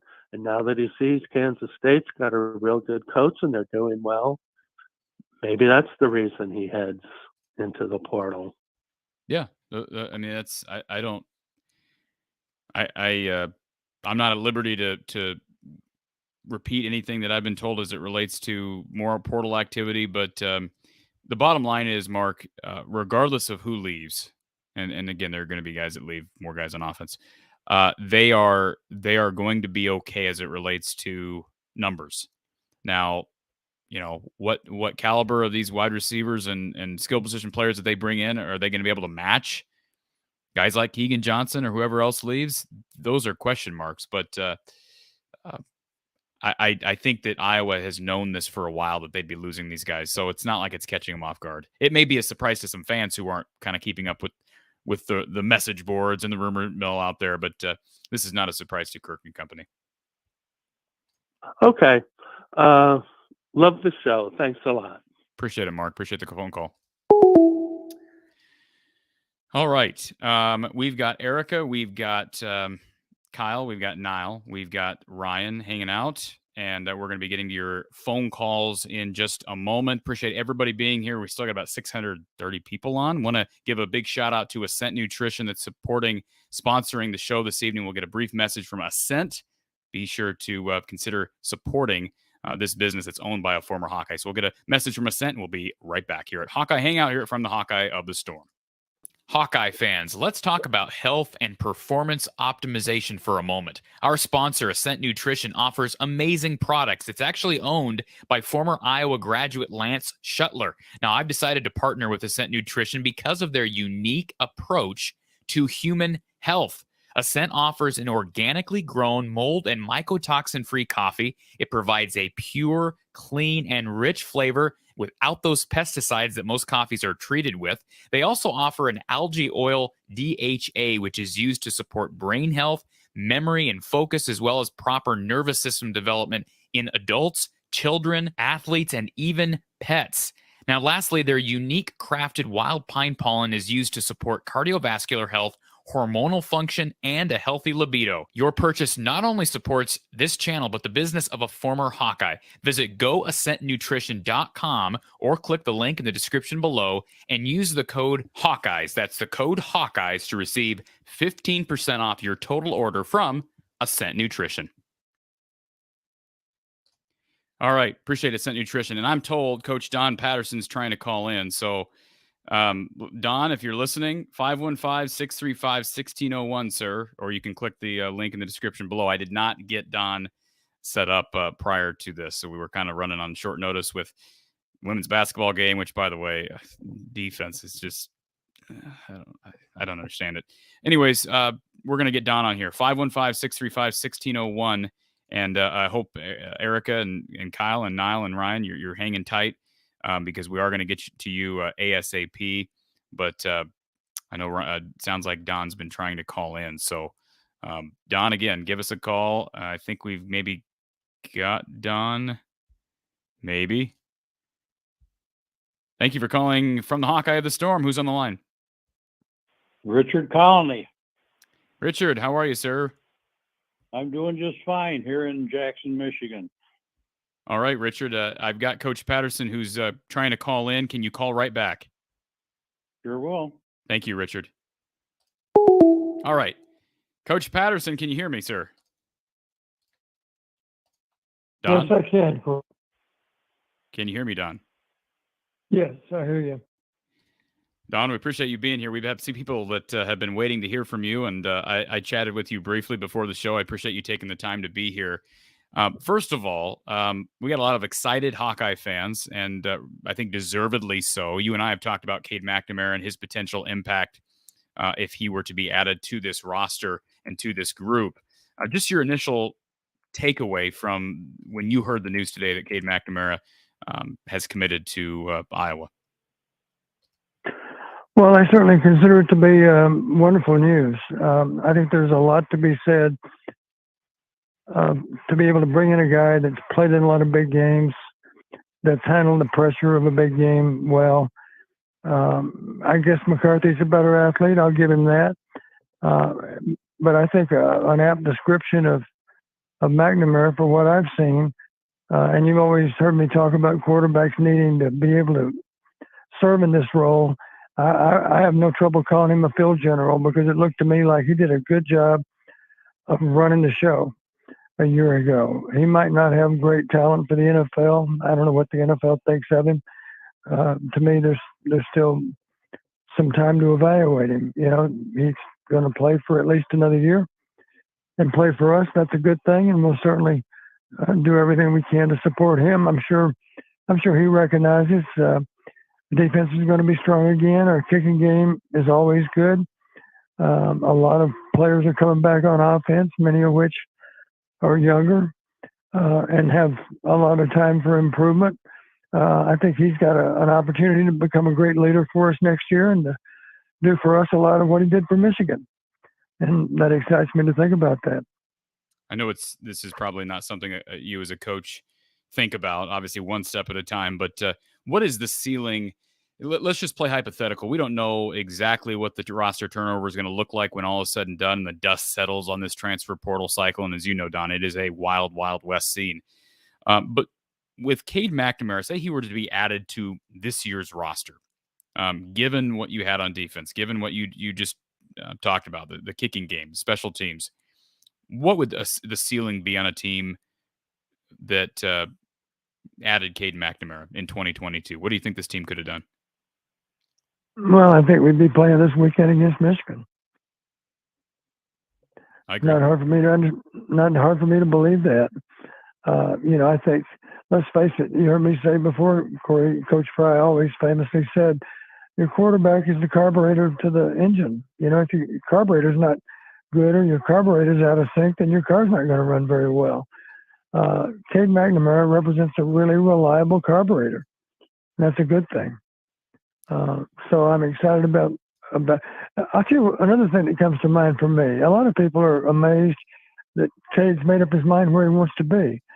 And we talked about it the other day off the air, Corey. You heard me say, I think one of the attractions for Cade McNamara as it relates to Iowa is it presents an opportunity maybe to play against Michigan next December.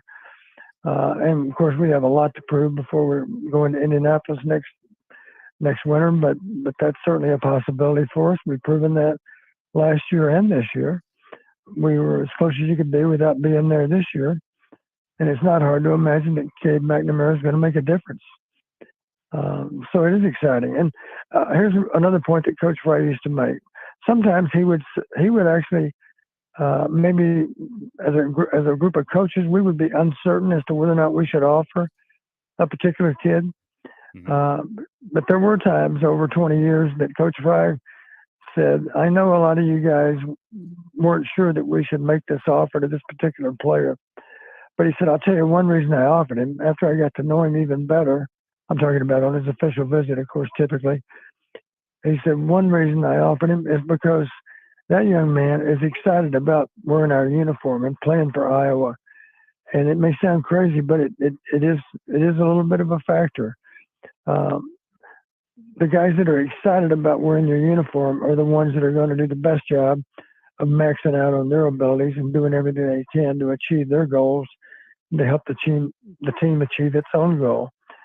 So I'm excited that Cade, he didn't want to sit around and weigh out a lot of options. He wants to play for Iowa. I do understand. I read this somewhere. I don't know if it's true or not because I haven't discussed it with any of the coaches. But I did read somewhere on social media that we did have contact with Cade as a high school student athlete. And I don't know how that contact went, but it must have gone certainly okay because apparently he's got comfort level with Coach Ferentz in particular, with Kirk in particular. That says a lot about his willingness to commit to us even before this crazy transfer portal thing gets too far along the line. Well, Don, one thing that I kept hearing is that John Budmeyer was the OC at Colorado State when Cade McNamara's brother committed to Colorado State, and then Bud Meyer was let go. Cade McNamara decommitted, went to UTEP. And the rumor on the street was that Bud Meyer was an integral part of recruiting Cade. Now, I don't know what the rule says as far as what analysts can do. Just your thoughts on Bud Meyer perhaps being of assistance in this race for Cade. Well, let's face it, if that's all true, and I don't doubt for a minute that it is, it can only help. You know, there are times certainly that we were able to recruit players that a lot of people didn't expect us to be able to recruit simply because of ties maybe to another family member. It happened that way any number of times. Maybe it's not even a sibling. It might be an aunt or an uncle that went to school here that knew one of our coaches years ago, or it could be a lot of different things. It could be simply a really strong relationship between a college coach and a high school head coach. Oftentimes that came into play. You know, if a high school coach feels really strongly about one coaching staff compared to the next, that's certainly going to carry a lot of weight with the typical student athlete. So I don't doubt that that's true. And if that's true, then we're fortunate to have John on our side, you know, because there's already a comfort level there with Cade. So I don't doubt that that's all true. I don't have any way of knowing, of course, at this point, but that certainly sounds plausible to me.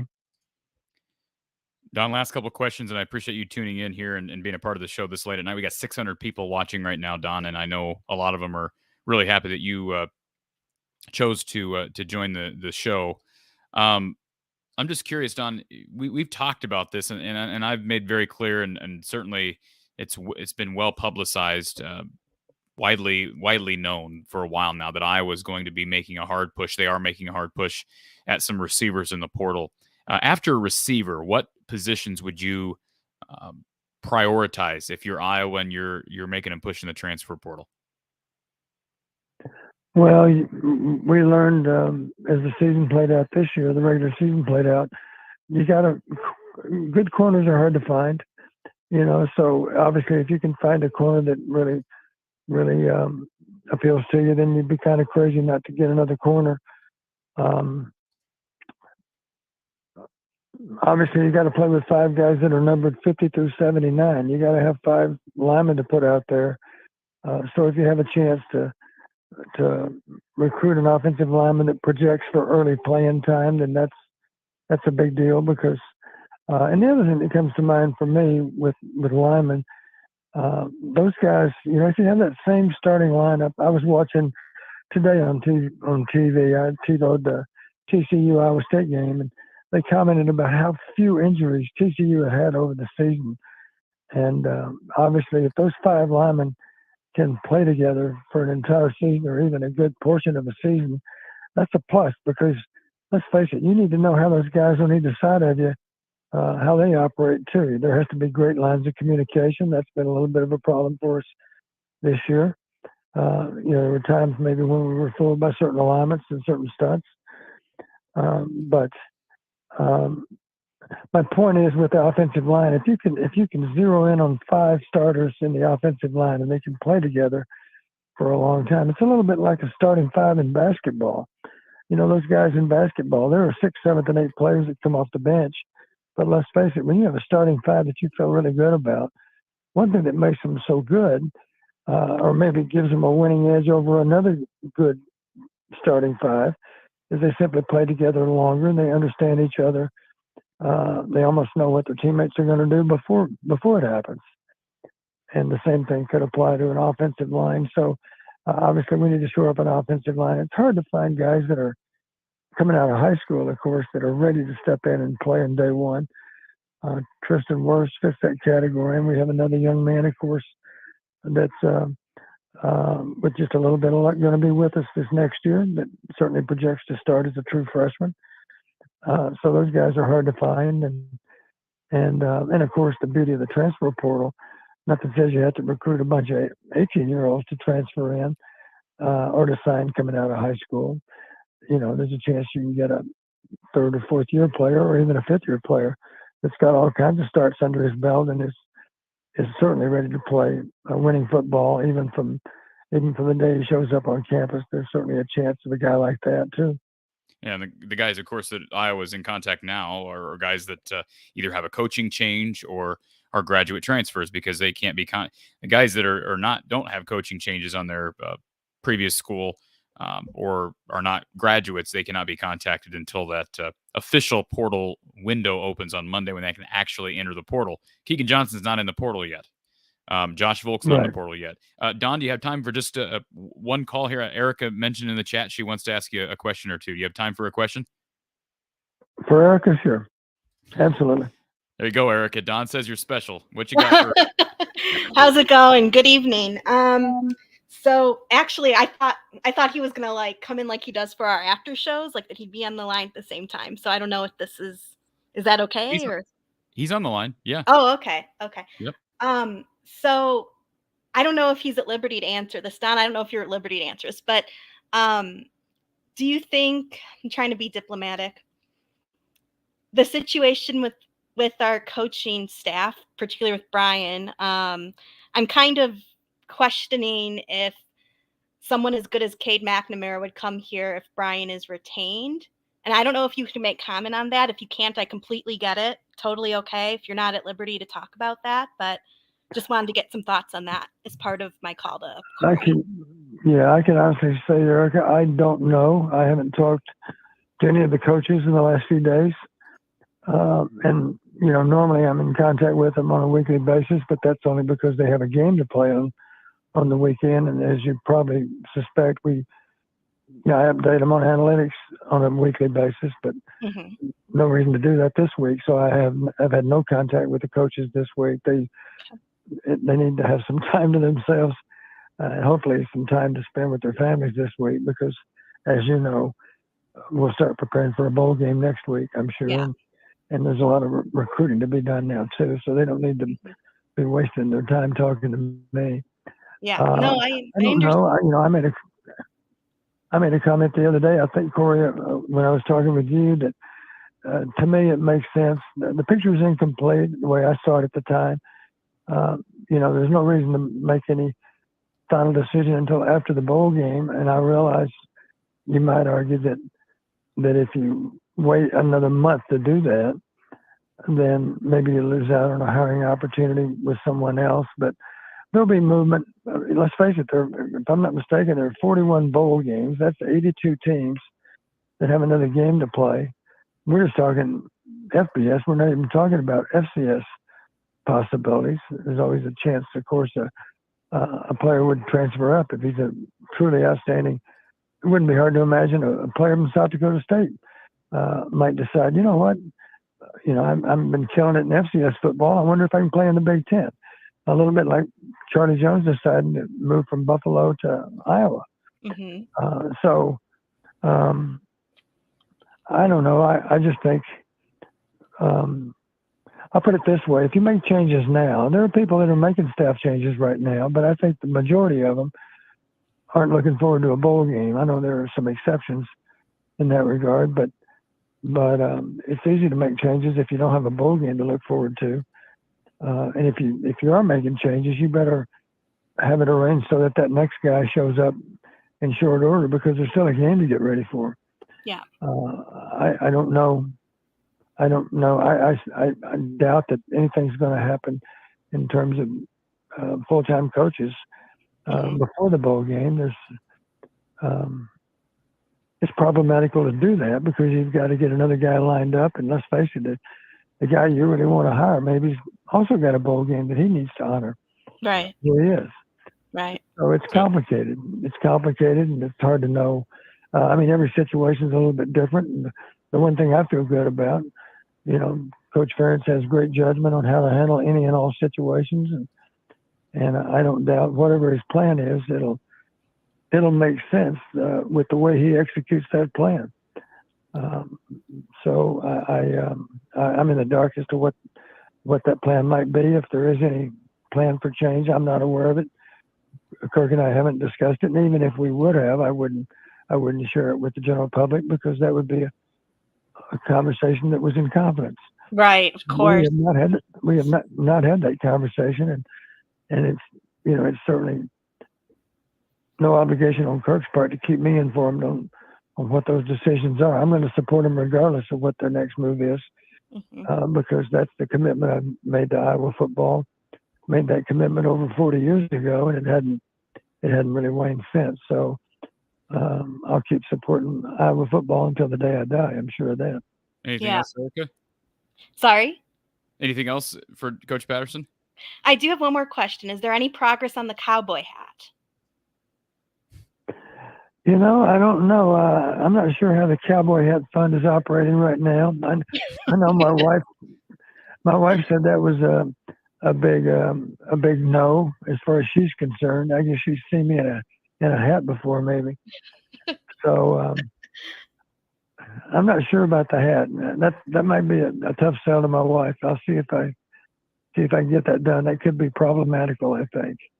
I think that would be a good way to celebrate our commitment from CADE, don't you? That's what I was hoping for tonight, actually. I'm wondering maybe the better short-term solution is to see Corey wear his hat, that same hat that he wore the other day. That was a moment in time that we can quickly forget, Don. But a real cowboy hat for you would look great with spurs and the whole nine yards. Gosh. Well, you know what? I'm trying Ari Gold and I can come up with some funds, perhaps. Maybe some of the other frequent watchers or listeners of the show can help contribute. We could do like a GoFundMe. Yeah, Erica, you know, the reason I was choking for a second, and Corey, you can appreciate this too. I bet Erica might be a Seinfeld fan also. I know Corey's a little bit of a Seinfeld fan. And just tonight, they had the episode that involved Elaine deciding it was going to be a good idea to invent the urban sombrero. You remember that episode? Of course. Yes. Yeah. So I'm afraid me with a cowboy hat, that might be a little bit like Elaine with her urban sombrero that she thought was going to be an overnight sensation. Is that it didn't work. Don, is that when Peterman got stuck over in a different country, or he just deserted his company? Yes, Peterman just blew a fuse and left the place and told Elaine she was in charge, and she wasn't up for the job until Kramer convinced her that she was the best thing since sliced bread, and and turned out that was her judgment was faulty for sure on the urban sombrero. That was not a big seller. Well, Don, we appreciate you being with us for a period of time this evening, and hopefully we'll set up a show here soon. Once we know a bowl destination, we'll preview the Hawks bowling wherever they go. It should be an interesting game given the movement in the portal. Yeah, I think you're right. You know, it's going to be exciting times. You know, these are uncertain times. You know, the transfer portal. A lot of people are still trying to figure out the best way to deal with that. But the one thing I do know, and we've discussed this before, Iowa's not your average school. You know, we don't have to deal with the Dallas Cowboys or the Minnesota Vikings, or for that matter, the Chicago Bears. Yeah. You know, and that makes us special. You know, to play football at Iowa, you have to feel a little bit special when you have that opportunity to do that, because we are the Dallas Cowboys of Iowa. That's what I was telling guys 30 years ago. It made an impression on them at the time, and that's one reason any number of players left the state of Texas to come up here, was to have that opportunity to be someone special, to wear that black and gold of the Iowa Hawkeyes. It's a special opportunity for a special young man, and I'm thrilled that CADE McNamara is going to be one of those people wearing it next fall. Well, Coach Patterson, again, we appreciate the time, sir, and we'll chat with you soon. I'll look forward to it, Corey. Everyone take care. Thanks, Coach. Erica, So, for me? Yes, I do actually. We haven't talked much about special teams tonight, so I wanted to know if you think. Well, first of all, we have great special teams. I don't think we need to go to the portal necessarily at all. There's definitely more areas of concern, like wide receiver, the offensive line, etc. But do we think that everyone's coming back, like Torrey and Drew's also? I mean, we need to offer that kid a scholarship. Otherwise, we're shooting ourselves in the foot.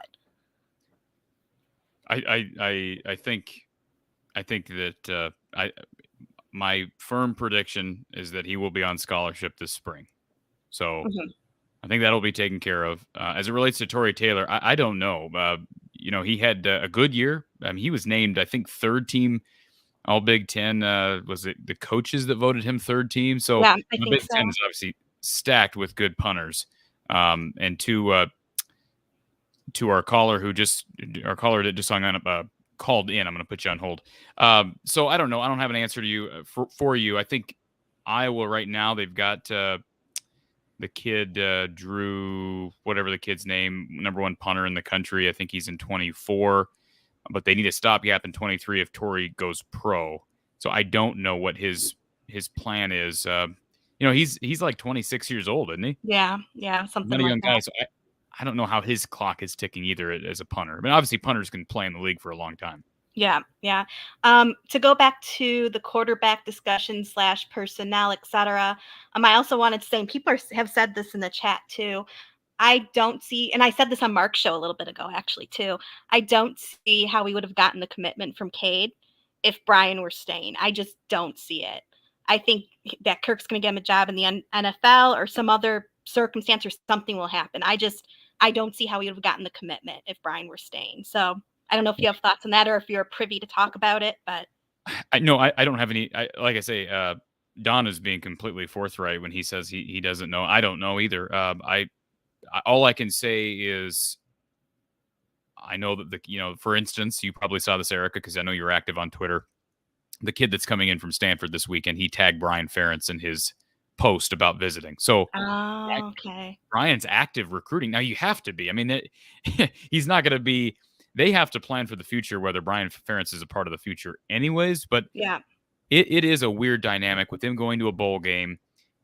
I think maybe, my best guess, and this is purely a guess, is they're going to see what they can do in the portal this month.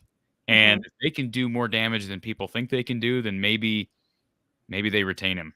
But I don't know. Man, I would be bummed if they retain him at this point. I mean, I'm sorry. I know I'm being negative, and I don't want to be negative because we had a good piece of news come to us today. But yeah, it's just because here's another reason why I ask that. I sort of have a suspicion, and again, like, I don't have any connections with anybody within the program or anything like that. Sure. Like, I'm pretty far removed, even though I went to school there. I know nobody. I have suspicions that Budmeyer, I think I'm pronouncing his name right. Mm-hmm. I think he might be coming to coach QBs. Reason being, he's already on staff, so it would just be, I guess, a promotion. And then also, I know CADE has connections to him, if I remember correctly. So to me, at the very least, Brian won't be coaching quarterbacks, at the very least. Now, if they decide to put him back at tight end coach or line coach, whatever, that's another discussion maybe. But I just don't see how they can keep him. First, I don't think they're going to keep him at all, like I said, like, as what he's doing now. I see him going to the NFL. But if they do retain him, he can't keep being quarterback coach. He just can't. Well, I mean, they just made him quarterback coach this past spring. So I agree. But he knows nothing about quarterbacks. Like, it's crazy to me. And we said it when it happened. But all I can say is this. I don't have anything against John Budmeyer. It sounds like he was a big part of CADE McNamara's recruitment here. Right. But, I don't like the idea of settling. And certainly CADE McNamara is not settling. I think he's the best prospect at quarterback available in the portal right now. Maybe Hudson Card at Texas is a guy you could throw into the conversation. But as it relates to coaching hires, just promoting Budmeyer because he's on staff. Now, if he's got the connection to CADE, which obviously he does, and maybe you have enough confidence in John Budmeyer, I just want Iowa to hire the best offensive minds they can. Yeah.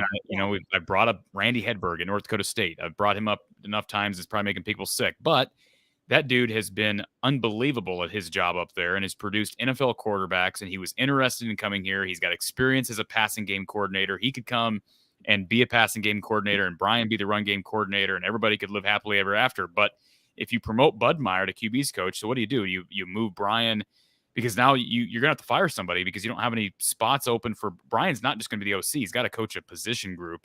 So does that mean you get rid of Barnett? I think that's unfair to Barnett. Mm-hmm. What do you do with Abdul Hodge? You're not going to move Brian back to tight ends coach because Abdul Hodge just got hired. Yeah. I just don't know. I don't have an answer for that. But yeah. But John Budmeyer by the rules is not supposed to be instructing Iowa quarterbacks anyways by the rules.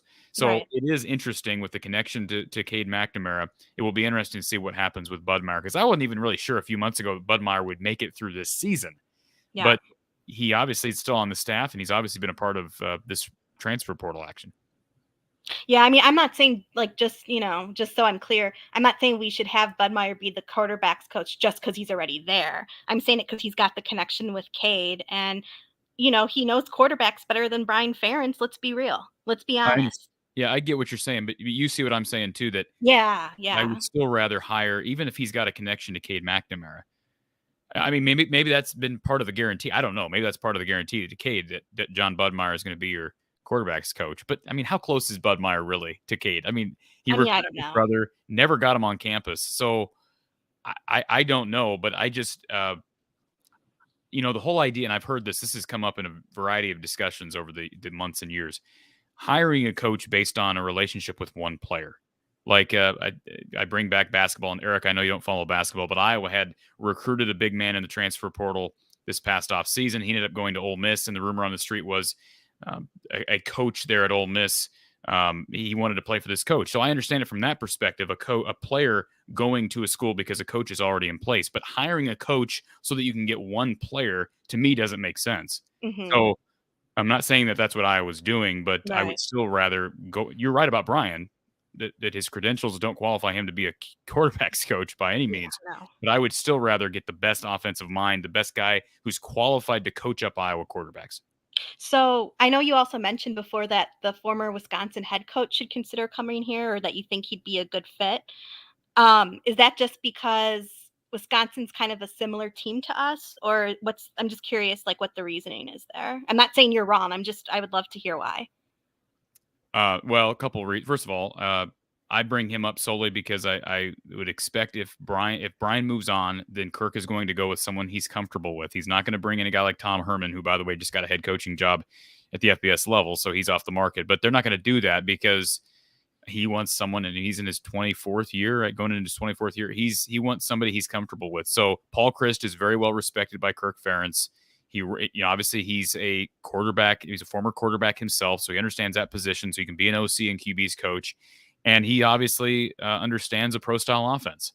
Mhm. So, you know, I mean, he's a former head coach, and obviously they had success at Wisconsin, not to the standard that they won up in Madison, I guess. But to me, if we're again operating under the assumption that Kirk is going to keep this offense looking the way it's looked for 20 some years, then get the best candidate under that umbrella. Does that make sense? Mhm. And I No, think it absolutely does. I admit I'm not super familiar with the Badgers at all.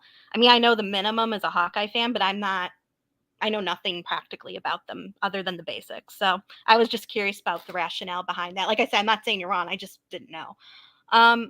I think I've taken up enough time. I could keep going, but I know there's other people waiting, so I will let you go. But thank you for taking my call, and thanks for letting me talk to Coach as well. And, you know, like I said, hopefully Ari Gold and I can get something going so we get that cowboy hat. I know his wife doesn't Absolutely. want it, but, you know, I'm sorry. We got to do something here, you know? and Erica, appreciate you being a premium subscriber and for the super chats and just supporting the show. Do appreciate that a lot. Oh, no problem. It's a pleasure to be here and chat amongst Hawkeye fans and get your opinions on stuff. So thanks for having the channel and for being a source for all of us Hawkeye fans who sometimes aren't the most positive bunch, but I think we're going up from here because it sounds like we're hitting the portal. We just got a great quarterback, and I can't wait to see what else happens. It's an interesting time. Thank you, Erica. Have a great night. You too. Bye-bye. All right. Again, Kyle, Niall, Ryan, you guys are troopers. We got Tony waiting on hold. We got somebody on hold on our phone line. So our phone line is busy right now. Kyle, let's add Kyle to the mix. Kyle, well, you've been waiting on here for how long have you been on hold? Can I ask you that? I think about an hour and a half. An hour and 30 minutes. Hey, I appreciate you being here, man, and you're a supporter of the show. I do appreciate that, but man, that's I don't know that I could say I'd do the same thing if I was in your position. So I appreciate it. And by the way, we got 500 people on here. We're approaching midnight. I know. I'm loving it. I'm loving it. It's awesome. Yeah. No. Yeah. I was just chilling out. I started the live stream with a phone that was on like 65%, and I had to go plug it in a minute ago because it was about to die because of how long I was waiting. Well, I'm glad you had a charger nearby, and we're glad you're here. Yeah. Well, we had this conversation a couple days ago. So it's had a chance to sit in a little bit or settle in a little bit. The first thing I want to say is I'm very happy about the NIL news because I was really kind of concerned that Kirk was going to be a little bit too old-fashioned that way, because I think that's one thing where, not with all players, but certainly a large number of players, if you're not able to compete NIL-wise at the D1 level, you're just not going to get top talent in a lot of respects. So I'm very happy that he did that. I think there's a lot of different things people have talked about, but I think the first thing is we need to realize that we had the 130th ranked offense. While I was waiting, I was looking through the NCAA offensive statistics. So if I had to venture to say that we were going to see decent offensive improvement under CADE McNamara, where would you think we would land in terms of total offense if you had to predict? You jumped on the show late. Well, I'm like in terms of rank 1 through 131, like where you think, if you had to guess, where we would finish. Well, next no, year. the reason I asked that is I kind of addressed that earlier with someone. I think my best guess would be right now, like just with CADE McNamara being added, and assuming Iowa can somewhat break even with wide receiver. Like, it's going to be hard to rate that until we see these guys, not even in spring, but in the fall. But assuming they can somewhat break even with wide receiver play, and let's be honest, it wasn't great this year, and Keegan didn't play anyways, so what's the difference? I would say CADE McNamara makes them a top 100 offense, potentially. Okay. That's still not very good. Now, I mean, I know top 100 is not very good, but I was looking at the difference between 130th and like 100th, and then I looked at top 70 as well. So the difference between the 130th ranked offense and the 100th ranked offense is, I think, about 1.3 yards per play, 16 more touchdowns, and almost 100 yards more a game. So, I mean, that's like 16 more touchdowns is a big deal for us. I mean, with how good the defense is, if we had 16 more touchdowns this year, I think we're comfortably 10-2, maybe 11-1. If we have, that's why I say I don't think this team. I mean, again, they were one win away against Nebraska, one win against Nebraska away from still winning the West and going 8-4 with this offense. So now, here's the deal: the schedule was actually tougher this year, but the West was down. So the crossover schedule obviously was more difficult with Michigan and with Ohio State. Rutgers ended up not being very good. We said that after that game. We said that defense is good, but not as good as it looks, and the numbers would indicate earlier, and that transpired exactly as we thought it would. But the point is, the schedule was more difficult from an East standpoint. But the West is getting better, Kyle. You know this. We talked about this the other day with Rule and now with Fickle. I think Wisconsin's ready to win now. I don't know so much with Nebraska. They're going to be active in that portal as well. But Bielema's obviously got them rolling. Northwestern's going to be a big question mark. Minnesota, I expect them to be right back at it. What will Purdue do at quarterback? Is Mo done at Minnesota? Is he finished? That I don't know. I would guess he's going to take his shot at the league. Like, what else does he have to prove? I don't know. I don't even know if he's got eligibility. But my point is, it's a strong West. The West will get stronger.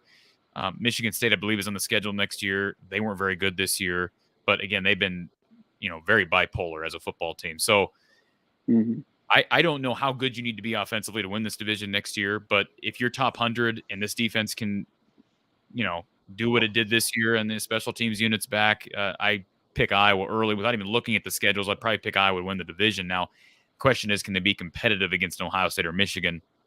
That's a question. I still think to expect to be able to be competitive against those teams, you got to have a top 50 or 60 offense. Yeah. You might be able to get fortunate like in 2017 here or there, but to be able to consistently compete with a Michigan, and I'm talking Michigan the last 2 years, I think you need to have a top 50 offense. So they're more than CADE McNamara away from that, in my opinion. Yeah, 100%. And I know I'm not going to try and get you to say anything you're not supposed to say, but I know Keegan's gone. I'm from what I read online, I don't know how accurate that is. I'm assuming Arlen's gone. Or I'm going to prepare myself to lose Arlen so that if he doesn't go, it's a bonus. How about that? rather than assuming he's going to stay and then being disappointed. Yeah. But I mean, yeah, because next year the road tests are Wisconsin, Penn State, and then if you want to consider Nebraska a road test, I don't know if it will be or not. Obviously they got us this year, but it's always going to be a test. I mean, absolutely will be a test because I believe Rule will do pretty well in the portal. You know, I mean, just definitely. Say, hey, I coached in the NFL last year. Just be able to say that to these student athletes. To me, a fan may think, oh, who cares about that? You got fired. There's something about that especially for a kid who may never make the league. I mean, obviously you want to recruit guys who are going to be NFL products, but most college athletes that are successful and are, like at Iowa or Nebraska, most of those guys aren't going to be long-term NFL guys. So I think you'd be able to just tell your recruits, hey, I just coached, I was a head coach in the NFL last year. That's something that could be attractive to potential prospects. So I think they'll do pretty well in the portal, and that game in Lincoln will be difficult. And Nebraska fans are going to be insane next year with the new coaching regime.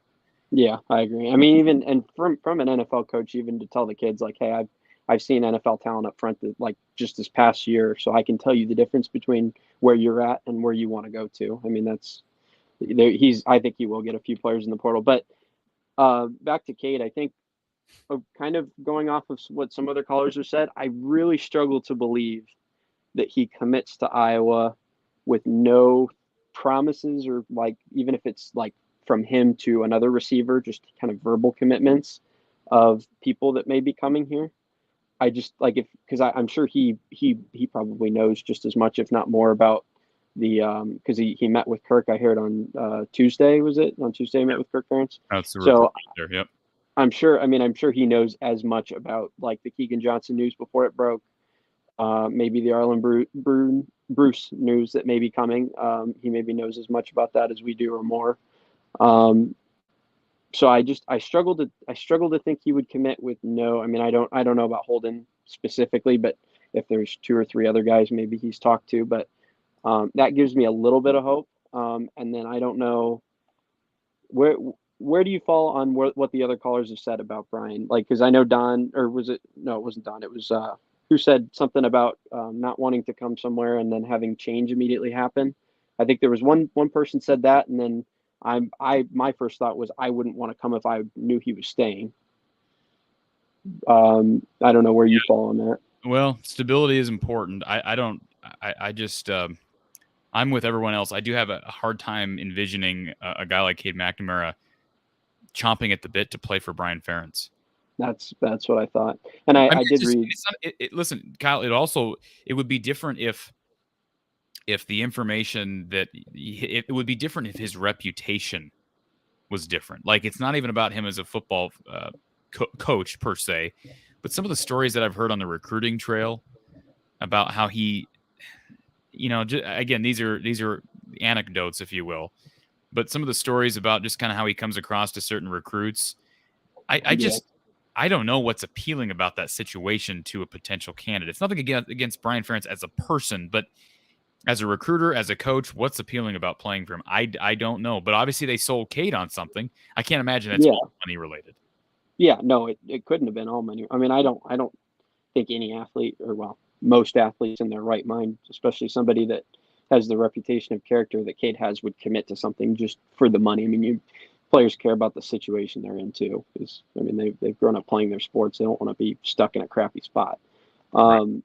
I mean, and the other thing too that I've read, I don't know if you have heard anything about this, was that apparently right now CADE, or sometime this week, has met with Josh Gaddis, who is he the offensive coordinator at Miami, or is he a quarterback's coach? I believe he's the coordinator. I mean, he's a coordinator. I think he's the OC down there. Yeah. Okay. Yeah, and I know he was his coordinator at Michigan, so that kind of struck me as funny that he would be. I mean, unless he has some kind of super close personal relationship with him, that he was just going down to see him. But that seems kind of unlikely. You said he was going down to see. What did you say about Gaddis? I read on. I again, this is Twitter sources, but I read he was in Miami and met with Josh Gaddis, like one-on-one. CADE did? Yes, CADE did, like yesterday or today. That could be. I don't. The one thing about Miami is I just saw an announcement today. Was it from Pete Thamel? Someone reported that Van Dyke, their quarterback, is staying. So, you know, that may have coincided with their push to get McNamara, and when they weren't able to get McNamara, then they said to Van Dyke, "Okay, we want you back." I don't know. I mean, I'm just speculating. That's the first time I heard that Cade had maybe met with Miami. Yeah, and maybe I don't know. Maybe that somebody got that confused with maybe they met earlier in the week because I know Miami was pushing, or well, where they were at least trying to reach out to Cade, but I don't know. Yeah, so I don't know. I don't know. I just struggle with this thought of looking at the Iowa situation and thinking, you know, he probably knows. I mean, I'm sure Kirk would be honest with him in that Tuesday meeting and say, "Hey, Keegan's gone," because I'm sure Kirk didn't find that out on Friday. Yeah, Cade. Well, remember, Keegan announced today, and I believe it was Tom Kakert announced that Cade had committed to Iowa on Tuesday privately. Yeah, cool. Yeah. Obviously, I mean, Keegan's decision was not influenced by Cade. No, but yeah, that's the other thing too. Is I mean, Keegan Johnson knew this, so he's gone. He's not coming back. Yeah, that's been in the works for some time. That's why when people say, "Well, does this mean that Keegan could be retained?" I would say that as Coach Fry and Coach Patterson say, that I would rate that slim to none and slim left town. Yeah, and I think, I mean, I even got the impression, I don't know, like if you had any intel on this later in the season, but I mean, I felt like personally with how weird with Keegan's injury thing was. I mean, I think part of what made me think he was gone was like it felt like he was holding out longer than maybe what the injury required for him to do until he was, you know, at the point where he could play the rest of the games and still not hit the 4 or 5 games, whatever the threshold is to go. Yep. But I think, I mean, Cade, I obviously we don't watch every Michigan game, but compared to Petrus, he's going to look like a dual threat quarterback. He's mobile though, which I think every quarterback needs. I don't think there's a lot of people saying like he needs to be a dual threat quarterback. I don't see that. I think he just needs to be able to get out of the pocket. But I did read a little bit about his recruitment and his kind of bio of people that scouted him, and they said one of his big strengths is out of the pocket, making throws without necessarily getting his feet set, fitting throws in tight windows on the run, stuff like that. So, well, I see. I'll say this, and I'm no QB's guru, but when I watch him on tape, Kyle, I see a guy who can make throws on the run, has really good mechanics in the pocket. Now, somebody may tell me I'm totally dead wrong on that, but regardless of his arm strength, he's got a good arm, decently mobile. You know, probably is not going to be a guy that's going to throw 30 or 40 times a game, but he has got really good mechanics, really good fundamentals in the pocket. His throwing motion just looks smooth, just looks right to me. And pretty accurate. No, he's what you want. And regardless of what this O-line looks like next year, it boosts your offense. It just doesn't. If the offensive line is as bad as it was this year, it still boosts your offense. So this is good news regardless. Doesn't mean there doesn't need to be more changes made, but this is good news regardless. Yeah. The one thing I will say regarding the offensive line that I'm a little bit worried about, I mean, obviously, if they want to be competitive in terms of like Big Ten championship game, they've got to do better on offensive line. But I mean, even beyond that, Cade's knee injury looks fairly serious. He had surgery middle of the season. He didn't have surgery like in August, so he's been recovering for a little while, but not like forever. And I don't know what you've read specifically about his timeline for returning, but it seems like he'll be out through most of spring ball, if not all. Yeah, I don't know about that. I mentioned Tom Kakert's the podcast that I got to listen to last night. I brought that up like 4 times today because I never get to listen to podcasts, but he brought that up and he expressed that, and I chatted with Tom briefly this morning, and I don't think we ever talked about that, but he had expressed some cautious optimism about Cade potentially being back at some point in the spring. I do find it weird, like the idea of Cade coming in and not competing in spring ball and then just being the starter in fall camp without developing chemistry. Now, does he bring I don't know what Michigan's wide receiver room looks like. Does he bring a receiver with you from Michigan, a guy who maybe he practiced with once he lost the job, or I don't know. But so he had surgery in October, so I'm guessing he worked out a lot with the scout team in late September, early October, because when did he have the injury? Do you know? It was October? the Did he- third or fourth game of the year. Oh, so yeah, that's right. He had it during a He game. So had, because they split the first 3 weeks, like between Okay, McCarthy and yeah. McNamara. So he played. Was it against? They played UConn, right? Yeah, I believe UConn and no. Was it UConn? It was UConn Colorado and State and Hawaii. Hawaii. Yeah, there was They one of played- those games like right before conference play. I think was when he did it. So I mean, I think that's a little bit concerning. I mean, even if he is fully healthy going into the fall, because it's, I don't know. I hate this whole talk about the complexity of the Iowa offense. I think it's garbage. But he'll be fine. You know what? He'll be fine. Yeah. He'll be fine learning the offense. Give me a break. Yeah, anybody. Yeah. That's the narrative that Iowa has pushed to excuse some of the issues they've had at quarterback and why guys aren't ready. That Don Patterson said it before. If you have guys who can teach, there's no reason why an entire calendar year is not enough. And Cade's not going to get an entire calendar year, but he's a fourth-year guy. He's learned under a head coach who was a very successful quarterback at Michigan. He's obviously a very smart kid, good leader. I see him picking this thing up, no problem. Again, I'm no offensive coordinator or quarterback, but that would be my guess. He'll have things figured out by fall. Yeah, I agree. The one thing that has me worried about the offensive line is, I mean, I always worry a little bit about a player coming off a serious injury and then taking a lot of hits, especially like a lower body injury. Sure. So I'm a little bit worried. I mean, I think the good thing about this, or the great thing about this, that it means that Caden Proctor, I think, looks like more of a lock than he did 2 weeks ago. You probably read Chad Letzko say Caden Proctor is expected to sign with Iowa. Yeah, and I believe Chad was quoting Tom. I don't think Chad had any insight in that. Yeah. So as you maybe know, there was some reports out there a few weeks ago that I think were just flat out wrong. He was crystal balled to Oregon. That's what I found funny about Kyle. I never jumped on that wagon. So you did not. You're consistent about that one, and I've raised my eyebrows at it because I clicked on the guy's name and he was an Oregon insider, so I'm like, okay, well. I mean, it could still happen. I mean, he could still decide, but he's got several weeks. I guess they could flip him on signing day, but that would be a disaster. No, I think he's a Hawkeye, and barring something unforeseen. Yeah, and do you how much do you think he helps as a freshman day one? Because obviously we know true freshmen don't play a lot at Iowa, so I don't really have a good. I don't know if he plays day one, but I think he does. I mean, yeah, I just have a hard time seeing him not. Now, will it be at left tackle? Will they move Richmond over? Will it be at right? They're not playing him at guard. Yeah, I mean, probably right tackle. I just don't know how you don't at this point with someone like that. I would be surprised if he's not. He's going to be here. Sounds like he's going to be here in spring, so he'll be ready. He'll be ready for true freshman. He's not your everyday offensive tackle, to say the least. Yeah, well, no, he's already got college football size from the looks of him on the tape. I mean, he makes high school guys look tiny, but I mean, hopefully he comes in and contributes right away, because I just don't think, I mean, because outside of him, I mean, that's the one thing I worried about is the injury, because then you're one play away from maybe Joey Labus being more important than we think he is right now. Yep, you're right. But yeah, that's about it. I'm happy. I'm excited.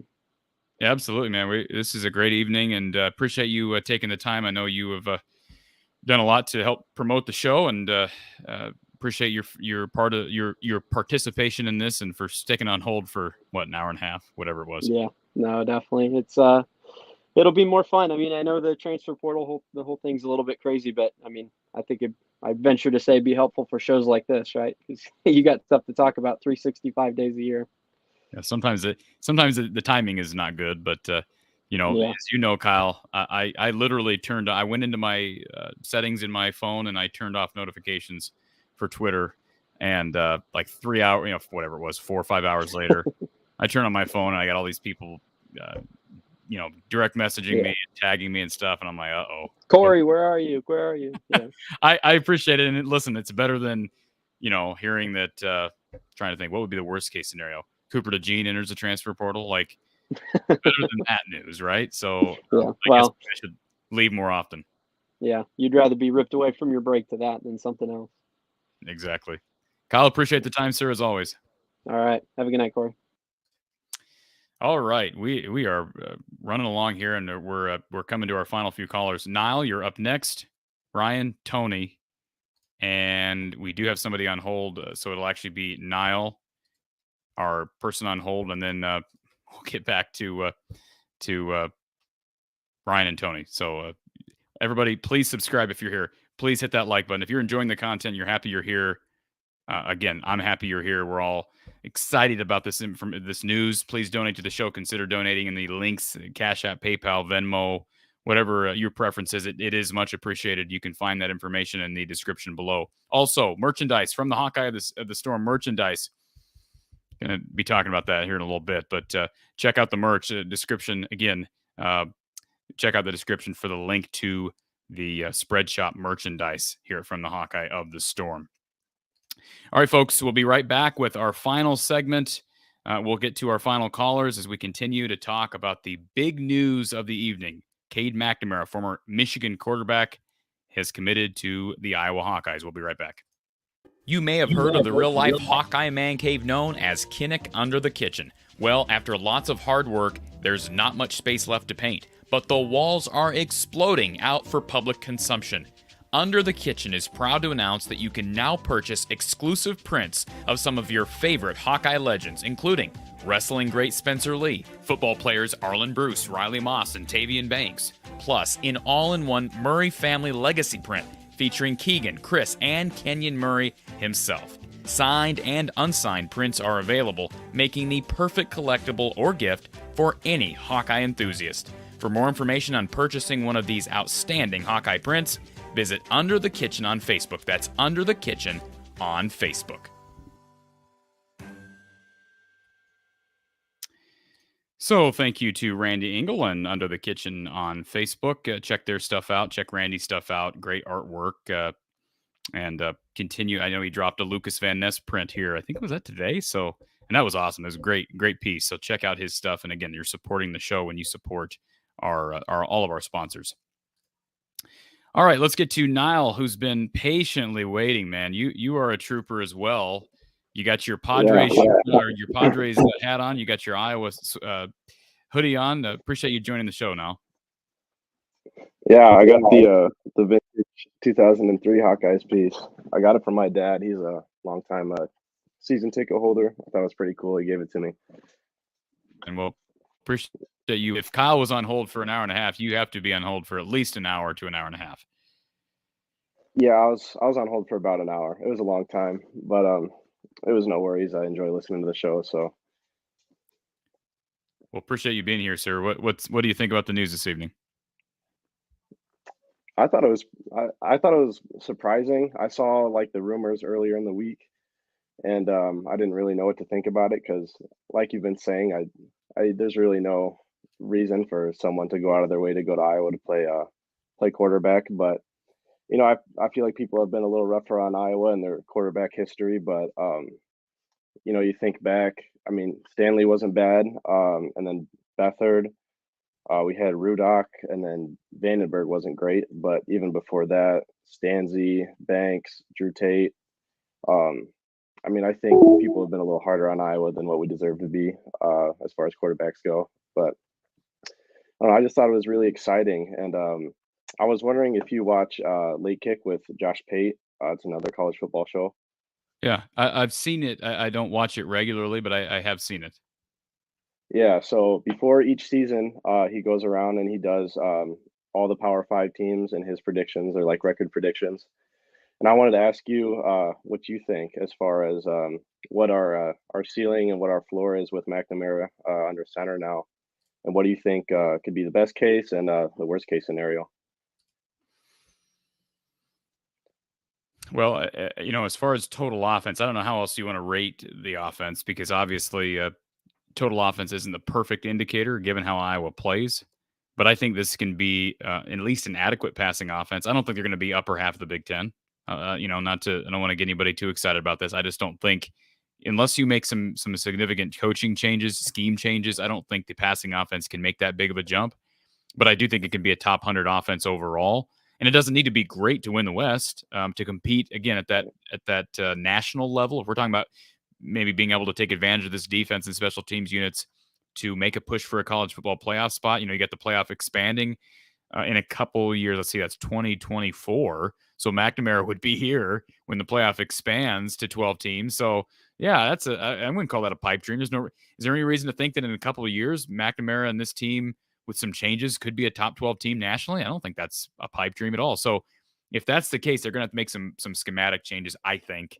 And we'll see what they do personnel wise in the portal. It's going to look a lot. All we know is this: the offense is going to look a lot different in a few weeks. Yeah, I think once the playoff expands, I think we'll definitely be in the mix. I don't think there's any reason to think we won't be, especially with McNamara coming and hopefully he brings some transfers.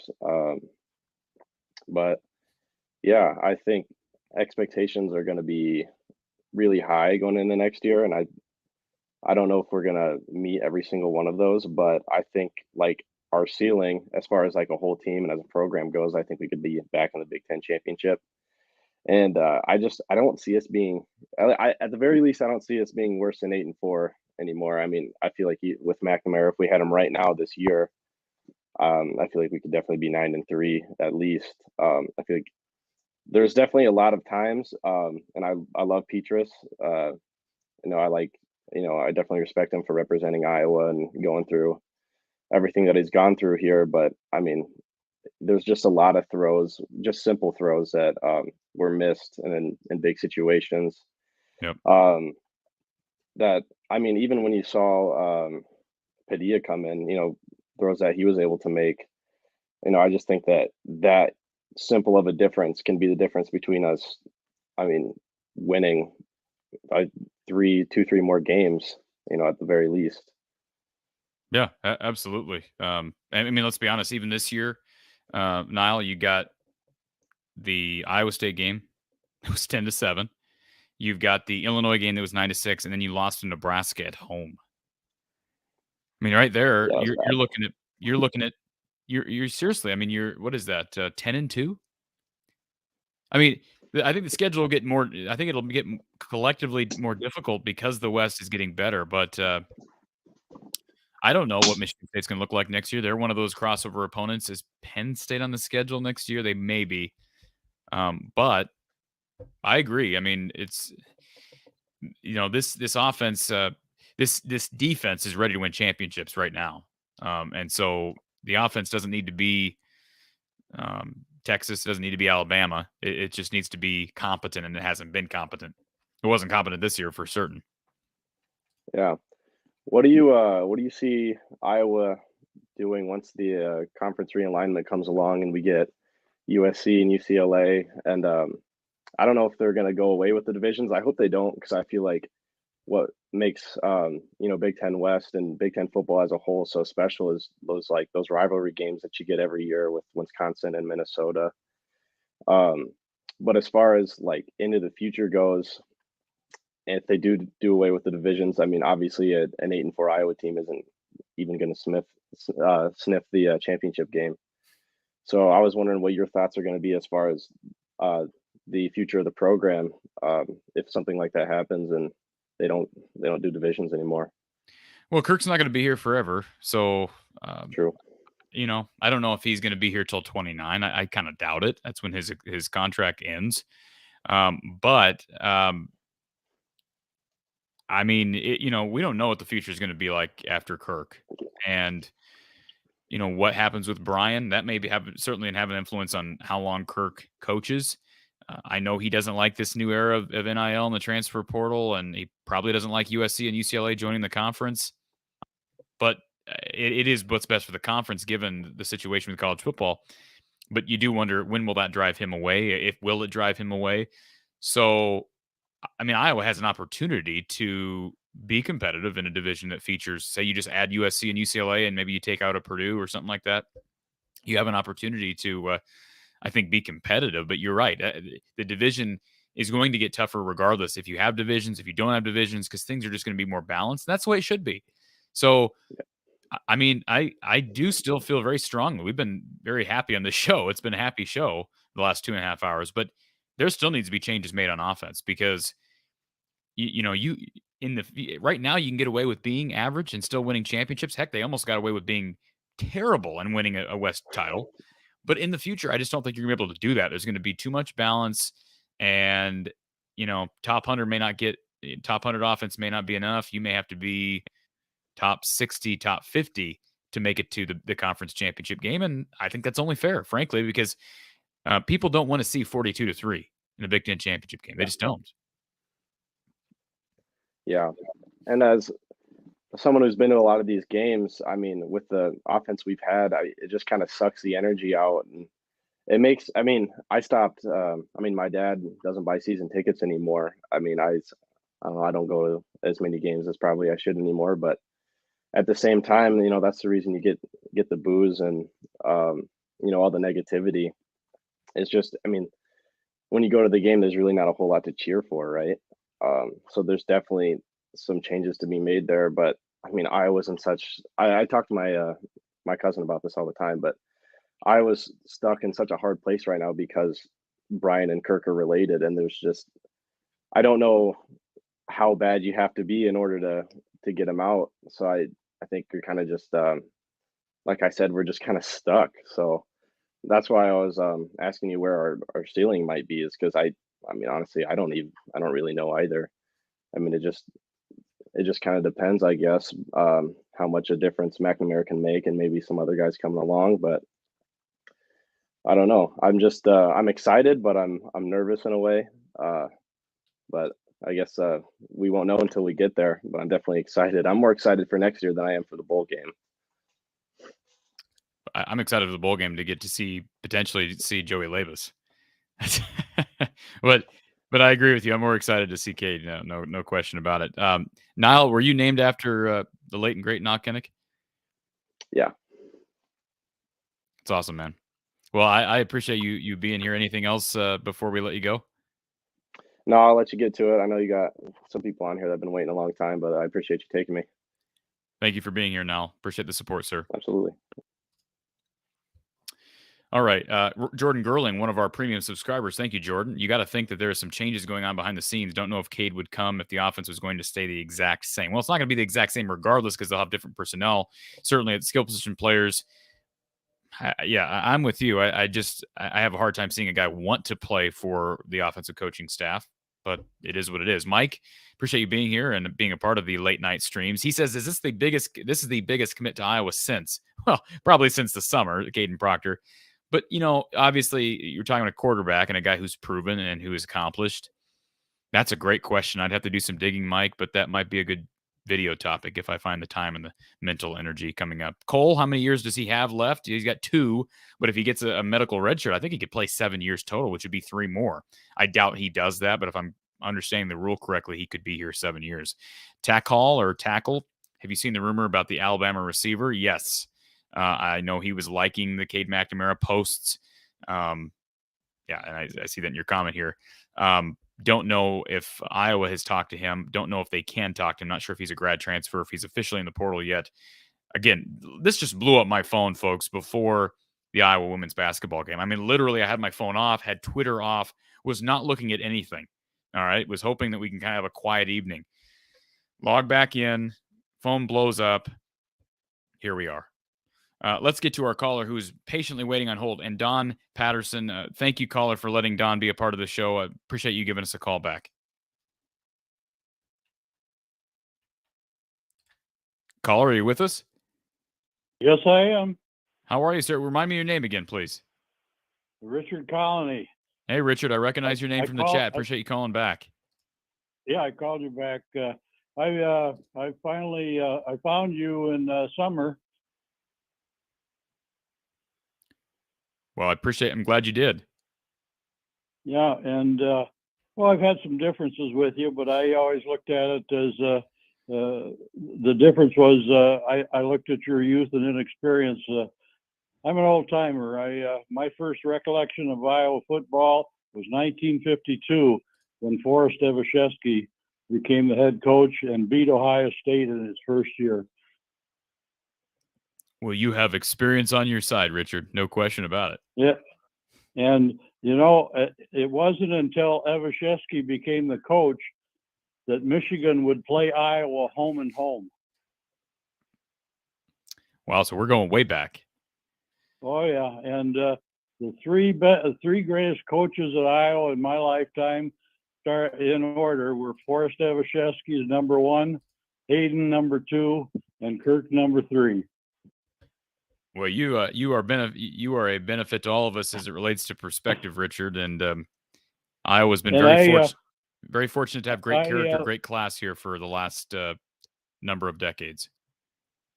Yeah, in the last year, I listened to the WTKA Ann Arbor sports station that has Sam Webb in the morning. He's a recruiting expert in Michigan, and Jamie Morris on the afternoon show, who was the running back when Harbaugh was the quarterback in that 1985 game.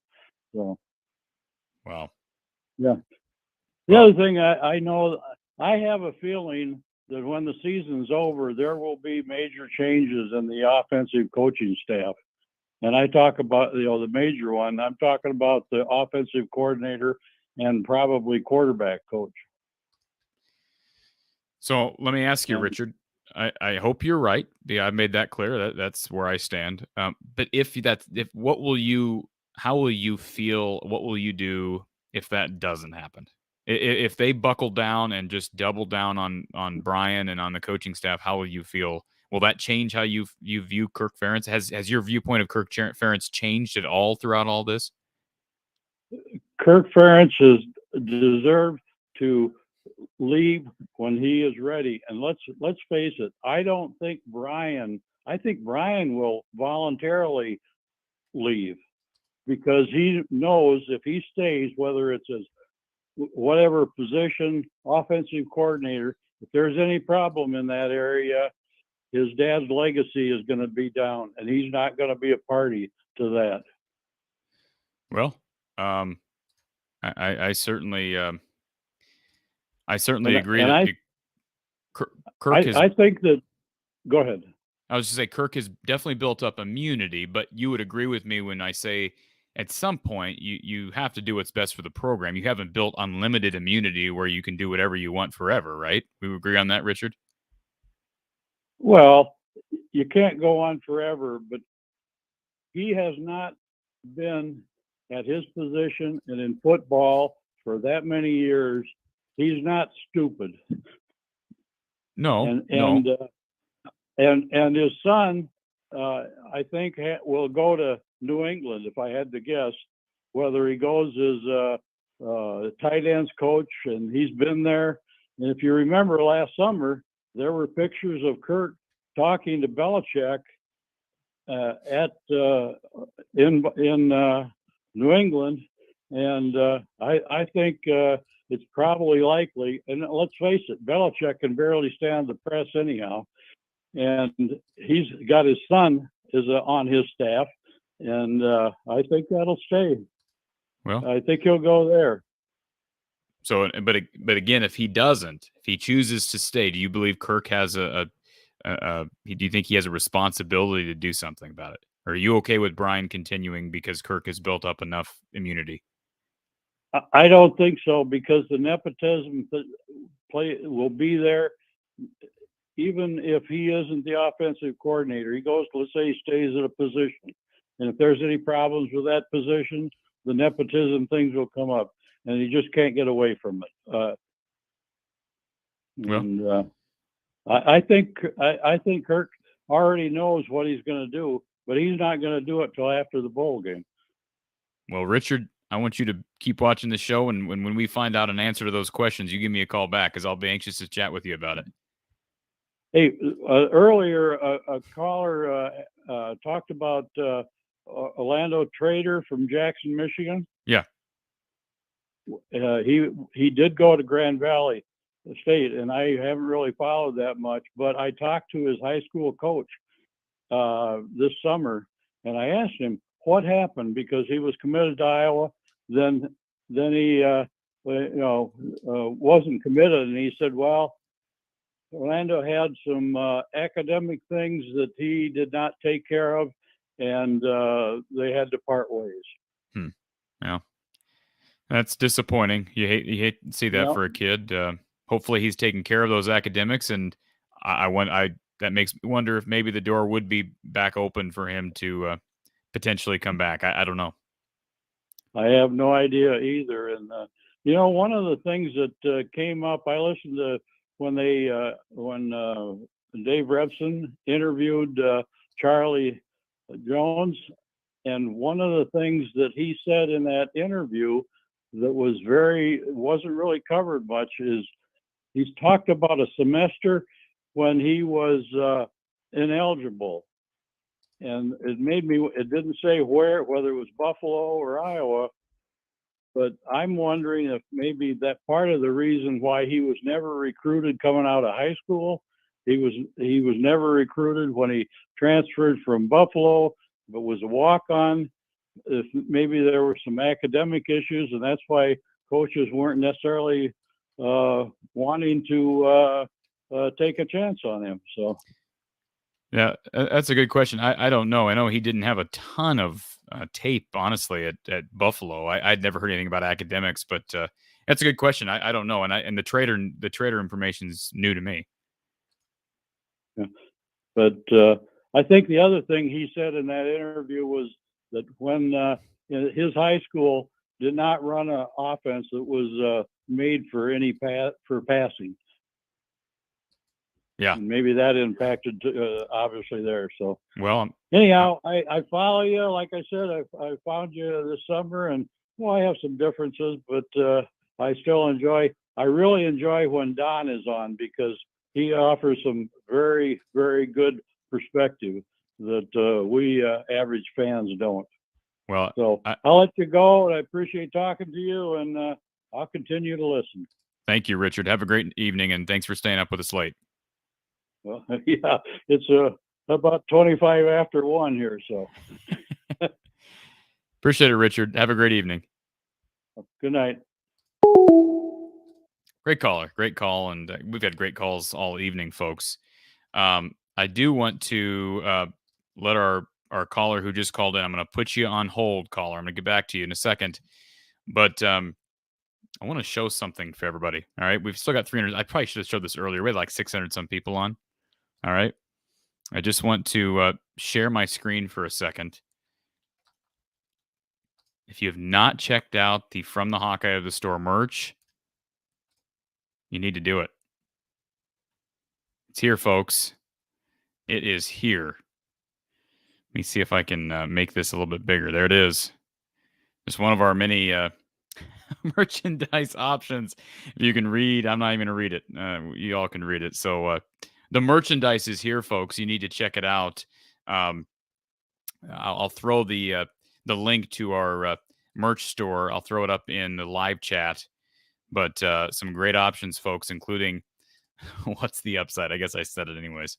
It is in the live chat now. It's also in the description of this video. Look for new merch store and click on the spread shop link from our description. So appreciate the Johnny O Show for being a part of helping make that possible. He's been working hard behind the scenes. You can certainly check out his YouTube channel as well at the Johnny O Show on YouTube. Appreciate all of his good help. All right, let's get to we're going to get to Tony. We'll get back to Ryan. We've tried Ryan a couple times. I'm sure Ryan's probably got his issues fixed, but Tony, you got to be pretty quiet because you got the children asleep, right? Yeah, I've got the baby monitor, so I've still got the ear listening, so we're good there. Well, appreciate you calling back in late at night, Tony. I did have we've been celebrating, right? We've said this whole show, so I was just waiting. I had a blue moon for the occasion, so I'm gonna crack that. So we haven't had anybody just say, "Hey." I'll just have you're drinking it out of a can, man. You're drinking it out of a can. Well, I've got like my setup here in the garage. I've got a refrigerator that really doesn't fit bottles that well, so I've kind of got to adapt and use cans. Unfortunately, I get you. I'll let it slide this time. I did want to say I will be the third person to join Erica and Ari, and I'll fund the cowboy hat if we need to get anything going. Okay. All right, you guys need to team up on this because I Yes. think a little peer pressure might do Don well on this one. One thing I did want to say, you were saying, you're excited about the news and everything, and I see you got the exclamation point there. But when we started the show, 2 hours and 40 minutes ago, you put up that news, you didn't have exclamation points beside CADE McNamara coming to Iowa. Like, we got to be excited about this. Hey, it's all caps, man. I'm all caps. I'll give you that. I'll give you. I am. We mentioned Seinfeld earlier. I am on the side of what was his name? Elaine's boyfriend that had the glasses, right? Remember the glasses? I'm not a Seinfeld. Oh, I'm sorry. Ryan, are you? I see Ryan's in there. Ryan, are you a Seinfeld fan? Nod your head or shake your head. Ryan, nod. Can you nod? Can you shake? No. Yeah, he is. Okay. Maybe Ryan, maybe he remember it. But Elaine went after her boyfriend once because somebody had called Elaine. A friend of Elaine's had called when she was out, and her boyfriend recorded the message that her friend had had a baby, and he did not include an exclamation mark on the note. And that really bothered her that he didn't include the exclamation mark. But here's the deal. Capital letters are, to me, equivalent or even better than exclamation marks. So I'm more than excited, believe me. I just wanted to give you a hard time about that. I did have, I pulled this up because we've been mentioning it. And I did mention it, oh gosh, it was a couple days ago when we were talking about the CADE McNamara thing with how many years does he have left? And there is 4 things that you have to qualify to get like a medical red shirt. Okay.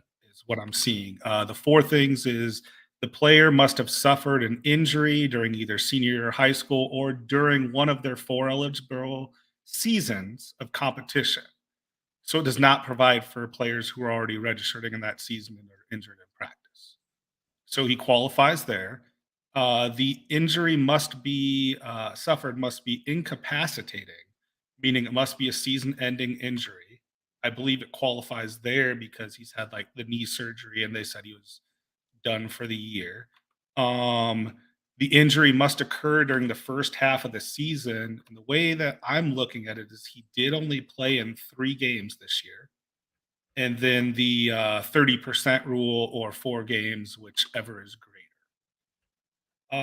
It seems like lately now compared to like 5, 10, 15 years ago, the NCAA is handing out these medical red shirts like candy, almost compared to what they used to be. It was like fighting tooth and nail again.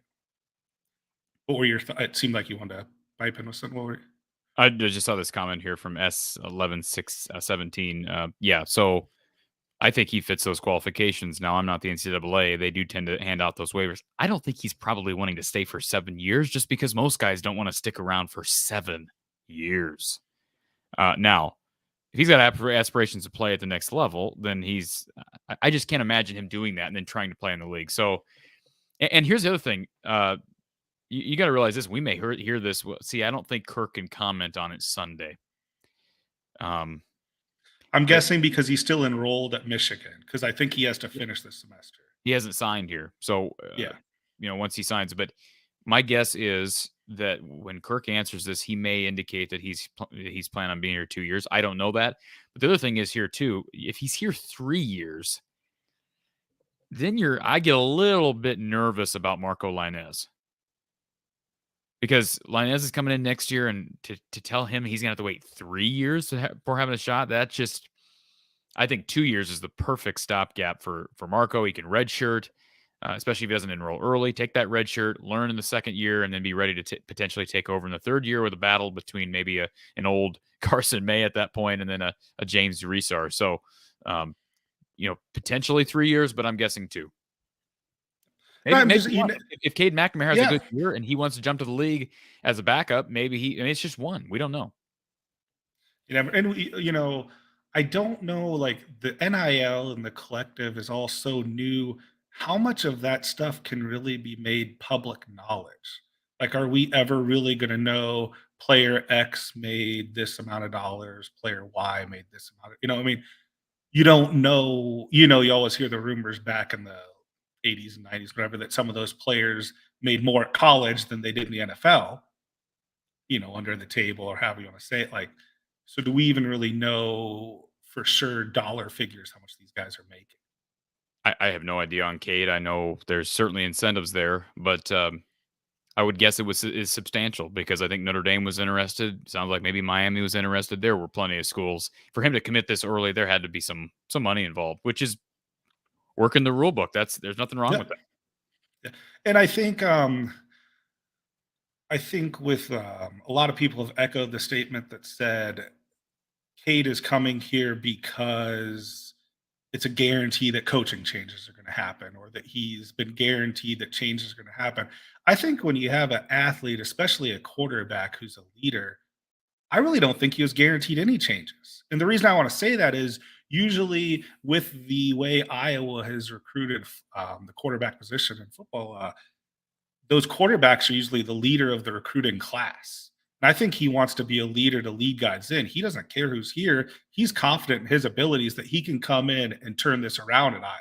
I mean, I'm just trying to provide a flip side opinion there. Maybe nothing happens, coaching staff wise, and nothing was guaranteed to him, but he just thinks, you know what, I can come in there and I can do something special at Iowa, and I can lead Iowa, saying they're going to be open in the transfer portal and bring in more people and maybe secure the Proctor commitment, like it sounds like it's rumored.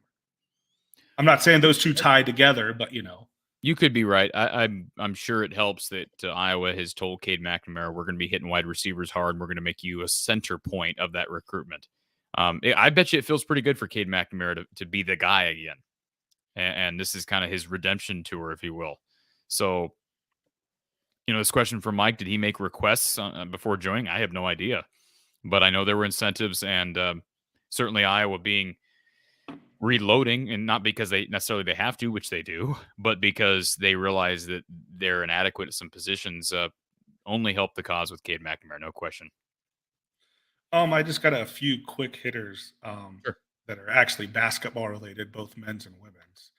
Number one, I actually waited. I'm a college basketball nut. I waited to join the show until all the Pac-12 games were over. The Pac-12 is awful, and I think Cal might win 2 or 3 games this year. That's how bad the Pac-12 is. They may not. And we're saying this year, but I think the Pac-12 is that bad that Cal could win 2 or 3. That's what I'm saying. Is the conference as a whole is that bad? Well, I'll say this. You know who else is really bad? Florida State, who actually challenged Purdue the other day. And then who else from that conference is Louisville? Awful?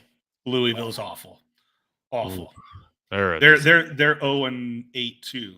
They're the 2 winless teams that I popped up for Power 5 conferences. Yeah. The other one I was saying, and you mentioned it earlier, in the post game show after the UConn game for the women.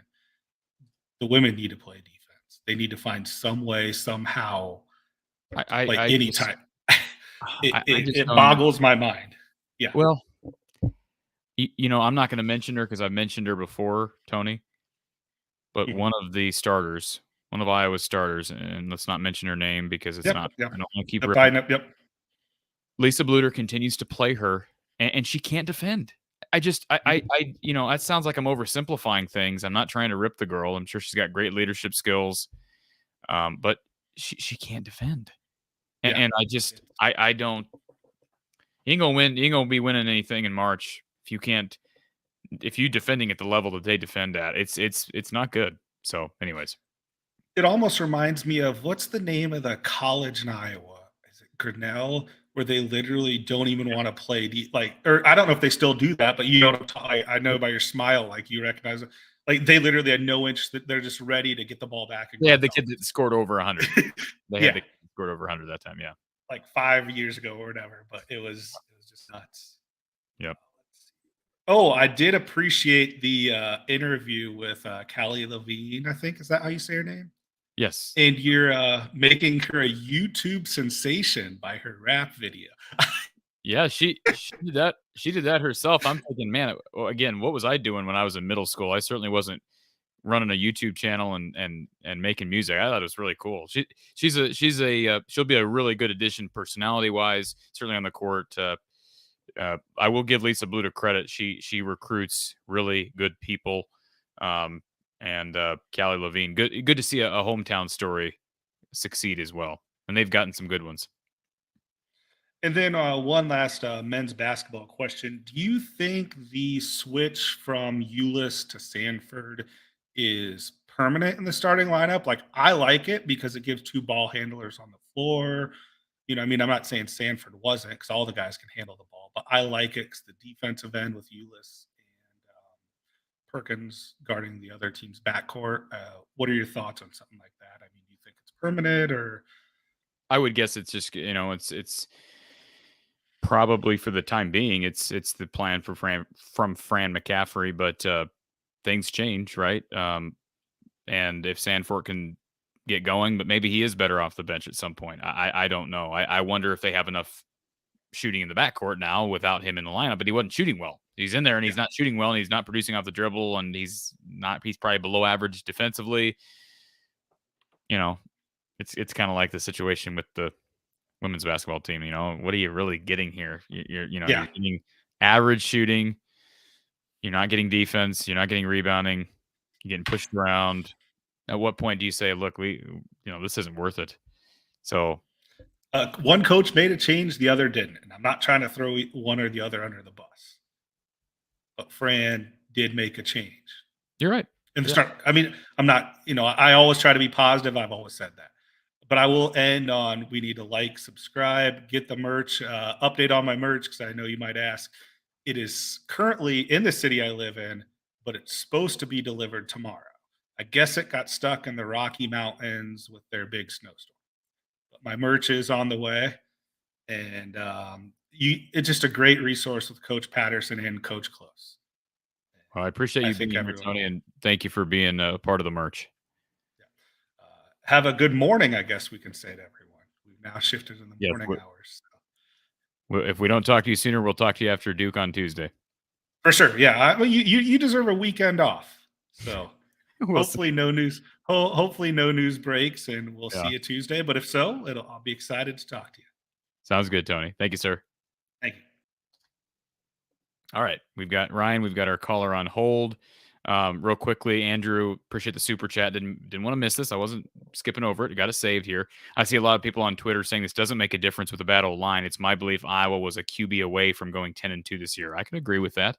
Jacob wants to know, is Randy Hedberg still on the table? Well, he's up at North Dakota State. I'd have a hard time believing that he wouldn't consider maybe a passing game coordinator or quarterback's coach job here at Iowa if Kirk Ferentz made that phone call, but don't have any reason to think he will. Dan says, can Cade play in the bowl game? No, he's not eligible. Again, he won't even sign until, I'm assuming, the 21st. I'm guessing he'll get here in the spring. Again, academics-wise, don't know how exactly that works. Steven Stylianos didn't get here right away, but of course, this is a different situation. They were both grad transfers. They're trying to get Cade McNamara up to speed right away, but he is dealing with an injury, so he may not be ready at the start of spring practice regardless. Gary wants to know, will this potentially help Keegan to maybe return? Tyler wants to know the same thing. I think Keegan is gone. I don't think this affects his decision. I think he was well aware that Cade was probably coming here when he made the decision, or he made the announcement today. Dan says Cade is a senior, only with us for 1 season. No, 2 to 3 seasons, depending on if he gets a hardship waiver. Could be here for 7 years total, or I should say in college for 7 years total. Robert says, can we infer major changes to the staff as part of the deal? Maybe, maybe not. We've been kind of talking about that. Hopefully we answered that question earlier. J.R. Anderson, excuse me, now what wide receivers in the portal are we after? Got an arm to toss to them finally. Well, there's rumors about the kid down at Alabama. I know that they've got an FCS kid coming in to visit this weekend, but after that, we'll hear more. There'll be more news on this, but I'd say just stay tuned on that. Uncle Rico, sorry I missed this question. Would Don choose Cade McNamara over Peach Cobbler at Cracker Barrel? I'll ask him that question later. Mike, yes, please hit the like, everybody. Please hit that like button. It does help. Even if it's just on your way out, please hit the thumbs up. Scroll down on your tablet, on your phone, whatever the case may be, on your computer, and hit that like button. Thumbs up. Helps the channel. Steve wants to know, well, no, he's just making a comment. Thank you, Steve. Appreciate you being here, and appreciate the compliment. Uncle Rico says he ordered that tea.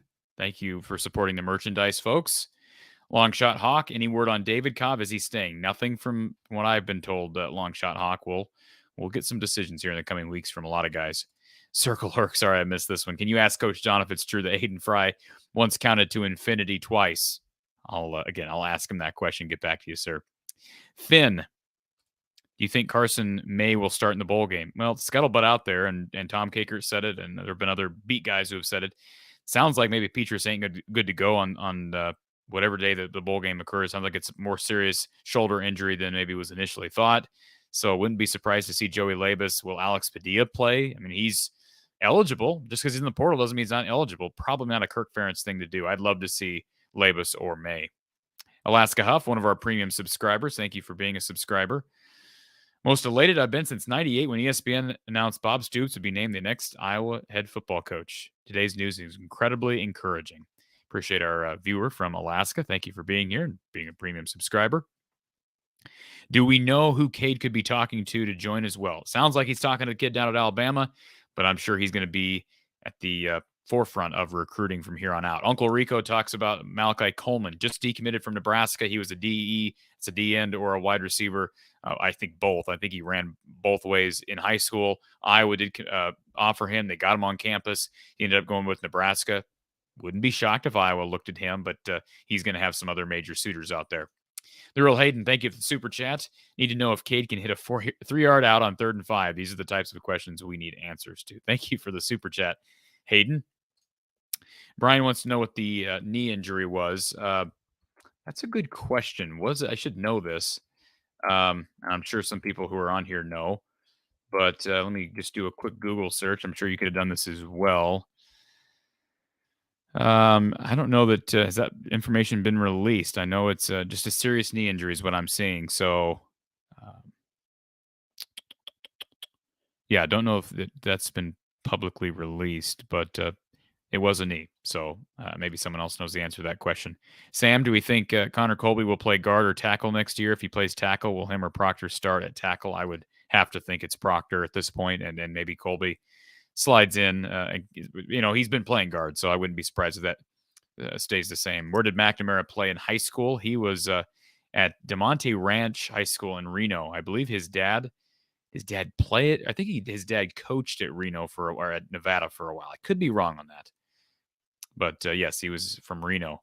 Kyle, any hints on O-lineman we were targeting in the portal? Nothing yet. I've heard nothing on O-lineman. Courtney wants to know, when will McNamara start with the team? Sounds like, early enrollment, probably in January. If he can get the credit transfer, all that stuff, getting rolled over here, I'm guessing he'll be here in the spring and hopefully able to play some. Bradley Gibson, I need a moderator. Well, I need someone to actually volunteer to do that. I've put my email up there a number of times. If you're interested in sponsoring the show, any parts of the show, reach out to me from the eye of the storm at outlook.com. It's the same email that we use for all of our stuff. So from the eye of the storm at outlook.com. If you're interested in helping out as a moderator, you can reach out to me. But until that happens, nothing I can do about not having a moderator. CJ says, do you think Iowa told Cade that a new OC may happen, or do you think they communicate that stuff and haven't made the decision? Again, don't know. All speculation at this point, but we'll probably find out in the coming month. Ron says, does Charlie Jones have a COVID year? Let me look it up. Again, Google is always our friend, but let's see. According to this, he played in 18, played in 20. I'm guessing he does. Well, no, let's see. Would have redshirted in 19. Yeah, I think he has 1 year, if I'm counting correctly, if he wants it. Don't know what his decision will be. Eric says, it's been pretty lonely this year on the flying with Brian bandwagon, but Cade McNamara took a look at Brian Ferentz and said, I need that coach.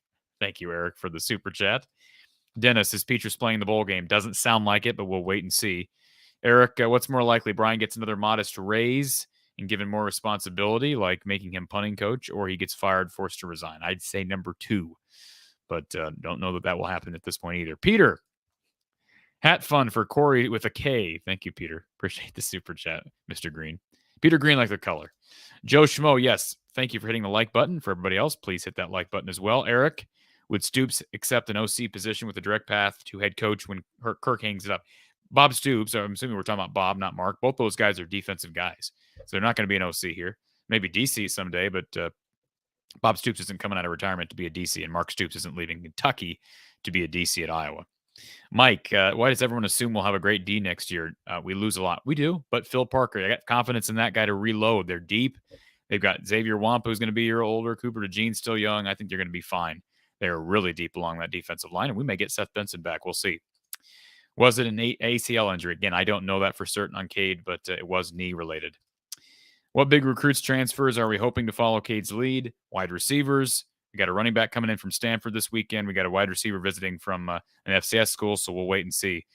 Alexander, do you think Cade's decision could affect Keegan's decision? No, I've said that before. I don't think there's any relation there. What do you think the chances Brian stays or leaves? Rated out of 10. Oh, that's tough, Alex. I don't know. I'd say 5. I'm right in the middle right now. I really don't. I thought I had a good feel for that, and I don't know. This news kind of makes me question things, but we'll see. We'll find out very soon. Thank you, Joe. Appreciate the compliment. Thank you for being here. S11, man, you're still alive. Can you start over? Not tonight. Maybe another night. Destiny Pirate, that's a great shirt. Do you have a black option? Well, again, your wish is my command. Let me show you this here. Yes, I do. Look at that. All different colors. What is the upside, right? What is the upside? That's the shirt. That's the theme here. So order your What is the Upside shirt today. And speaking of what is the upside, Ryan, you going to order a What is the Upside shirt? Ryan? Ryan? Yeah. You're on the air. You didn't tell me I was on. Have you been drinking, Ryan? No. You sound like you've been drinking, sir. Anyway, so what I was thinking is John Bedmeyer is probably going to become the OC passing coach. Brian will keep his title and be, maybe, if you will, downgraded running backs coach. What do you think about that? Because we know the fact that we got McNamara today had a lot to do with Budmeyer. Budmeyer and him are connected. Yeah, it sounds like there's a connection there. I don't know about Budmeyer being elevated to a different position. I just don't know. I think if there are better options out there, then you go with the better options, but maybe that was part of Cade McNamara's recruitment. I just don't know. I don't have insight on that, unfortunately.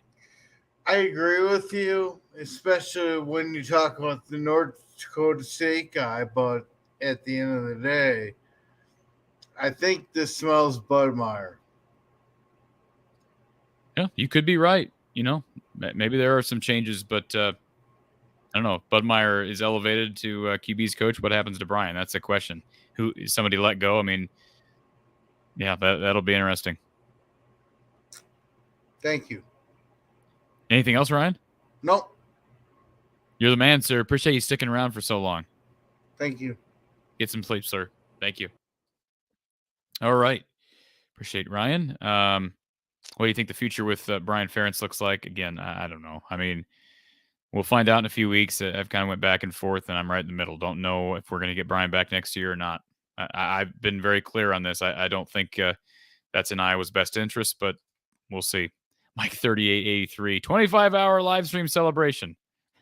Roger, been here from the beginning. You've been here for 3 hours. Thank you, Roger. Appreciate the support and appreciate you being here. Organic Veil Radio, you're a premium subscriber, so thank you for that, and thank you for the compliment. Let's see here. Just finishing up. Been here for 3 hours, folks. Yes, please hit that like button. Thank you, Alex, for being here. Please hit that like button. Very much appreciated. Lemansky, thank you for the super chat. It says support Corey, hardest working man in podcasting. I don't know about that, Lemansky, but I certainly appreciate that. Appreciate the compliment. Appreciate the donation. Rough Rider says Corey makes the Energizer Bunny look like a piker. Roger Dodger.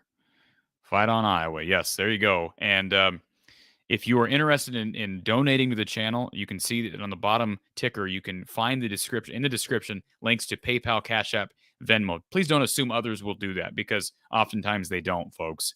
But if you're enjoying the show, please consider making a donation. It doesn't have to be every week. It doesn't have to be every month. Just a donation here or there does certainly help. Please subscribe to the channel if you've not done so. Please hit the like button. If you're interested in sponsoring, you can reach out to me from the eye of the storm at outlook.com. That's from the eye of the storm at outlook.com. My schedule right now, folks, is I'll be live again on Tuesday with Coach Gary Close after Iowa men's basketball. All right, after the Duke game, live with Coach Close later that evening. On Tuesday afternoon, so earlier in the day, I'll be live with he's just about a coach. Mark Rogers, the voice of college football, over at our Iowa Football at the Voice of College Football channel. If you have not seen that channel, check it out. Certainly search that on YouTube. Iowa Football at the Voice of College Football. Subscribe to that channel. We're live with them each and every Tuesday at 4:30 p.m. We have a great time. And certainly, I just appreciate everybody being here. You can follow me on Twitter. Another way to extend some support, because then you're able to kind of retweet and share and like, and that helps spread the brand. You can also like the Facebook page, follow the Facebook page from the Hawkeye of the Storm. Again, like it and share it, please, on social media. And to become a premium subscriber through YouTube, you can do that as well. Certainly would prefer you make regular donations, but you know what? Any support is appreciated, and I certainly appreciate all of it. Click the join button next to From the Hawkeye of the Storm, and you can become a premium subscriber, get some perks along the way, and we'll get you some discounts on some merch coming up as well. As I mentioned earlier, merchandise is available. Thank you to the Johnny O Show for helping with that. Click the link in the description below for merchandise. In fact, here's what I'm going to do. I'm going to throw this link up one more time in the live chat so everybody has it. If you're interested in merchandise, follow the link I just threw up in the live chat. And again, you can find merchandise from the Hawkeye of the Storm. Shop Amazon with us. If you're doing regular Amazon shopping, please find that link in the description below. In fact, here's what I'll do. I'll throw that link up in the live chat as well. Consider shopping Amazon with us. This is for any Amazon purchase, whether it's Hawkeye related or not. If you're making everyday purchases, consider using our link. That will help our channel. Make that clear. That's supporting us by using our link. So I'll throw that up in the live chat as well. All right, folks. Yep. CADE McNamara is a Hawkeye. It's been a great 3 hours, and I know it's late. Real quickly, just want to thank everybody for being here who's made it through the number of hours of this show. Robert, thank you for being here. Appreciate you supporting both basketball and football. Steve, thank you for being here. Casey, Tony, I'm not going to try to miss everybody or miss anybody, but I will miss somebody. It's in America. Ari Gold, Chad, Circle Arc. Thank you, Eric. Again, thank you, everybody. And if I missed you, just thank you for being. We still got over 300 people, and we're approaching 1 a.m. Folks, I'll be back with you soon. Stay tuned. Coverage all week long is transfer portal stuff. All this melee. The news continues to transpire. Got a quarterback, at least for the future. We'll talk to you soon, folks. Corey Brada signing off here from the Hawkeye of the Storm. Have a great evening.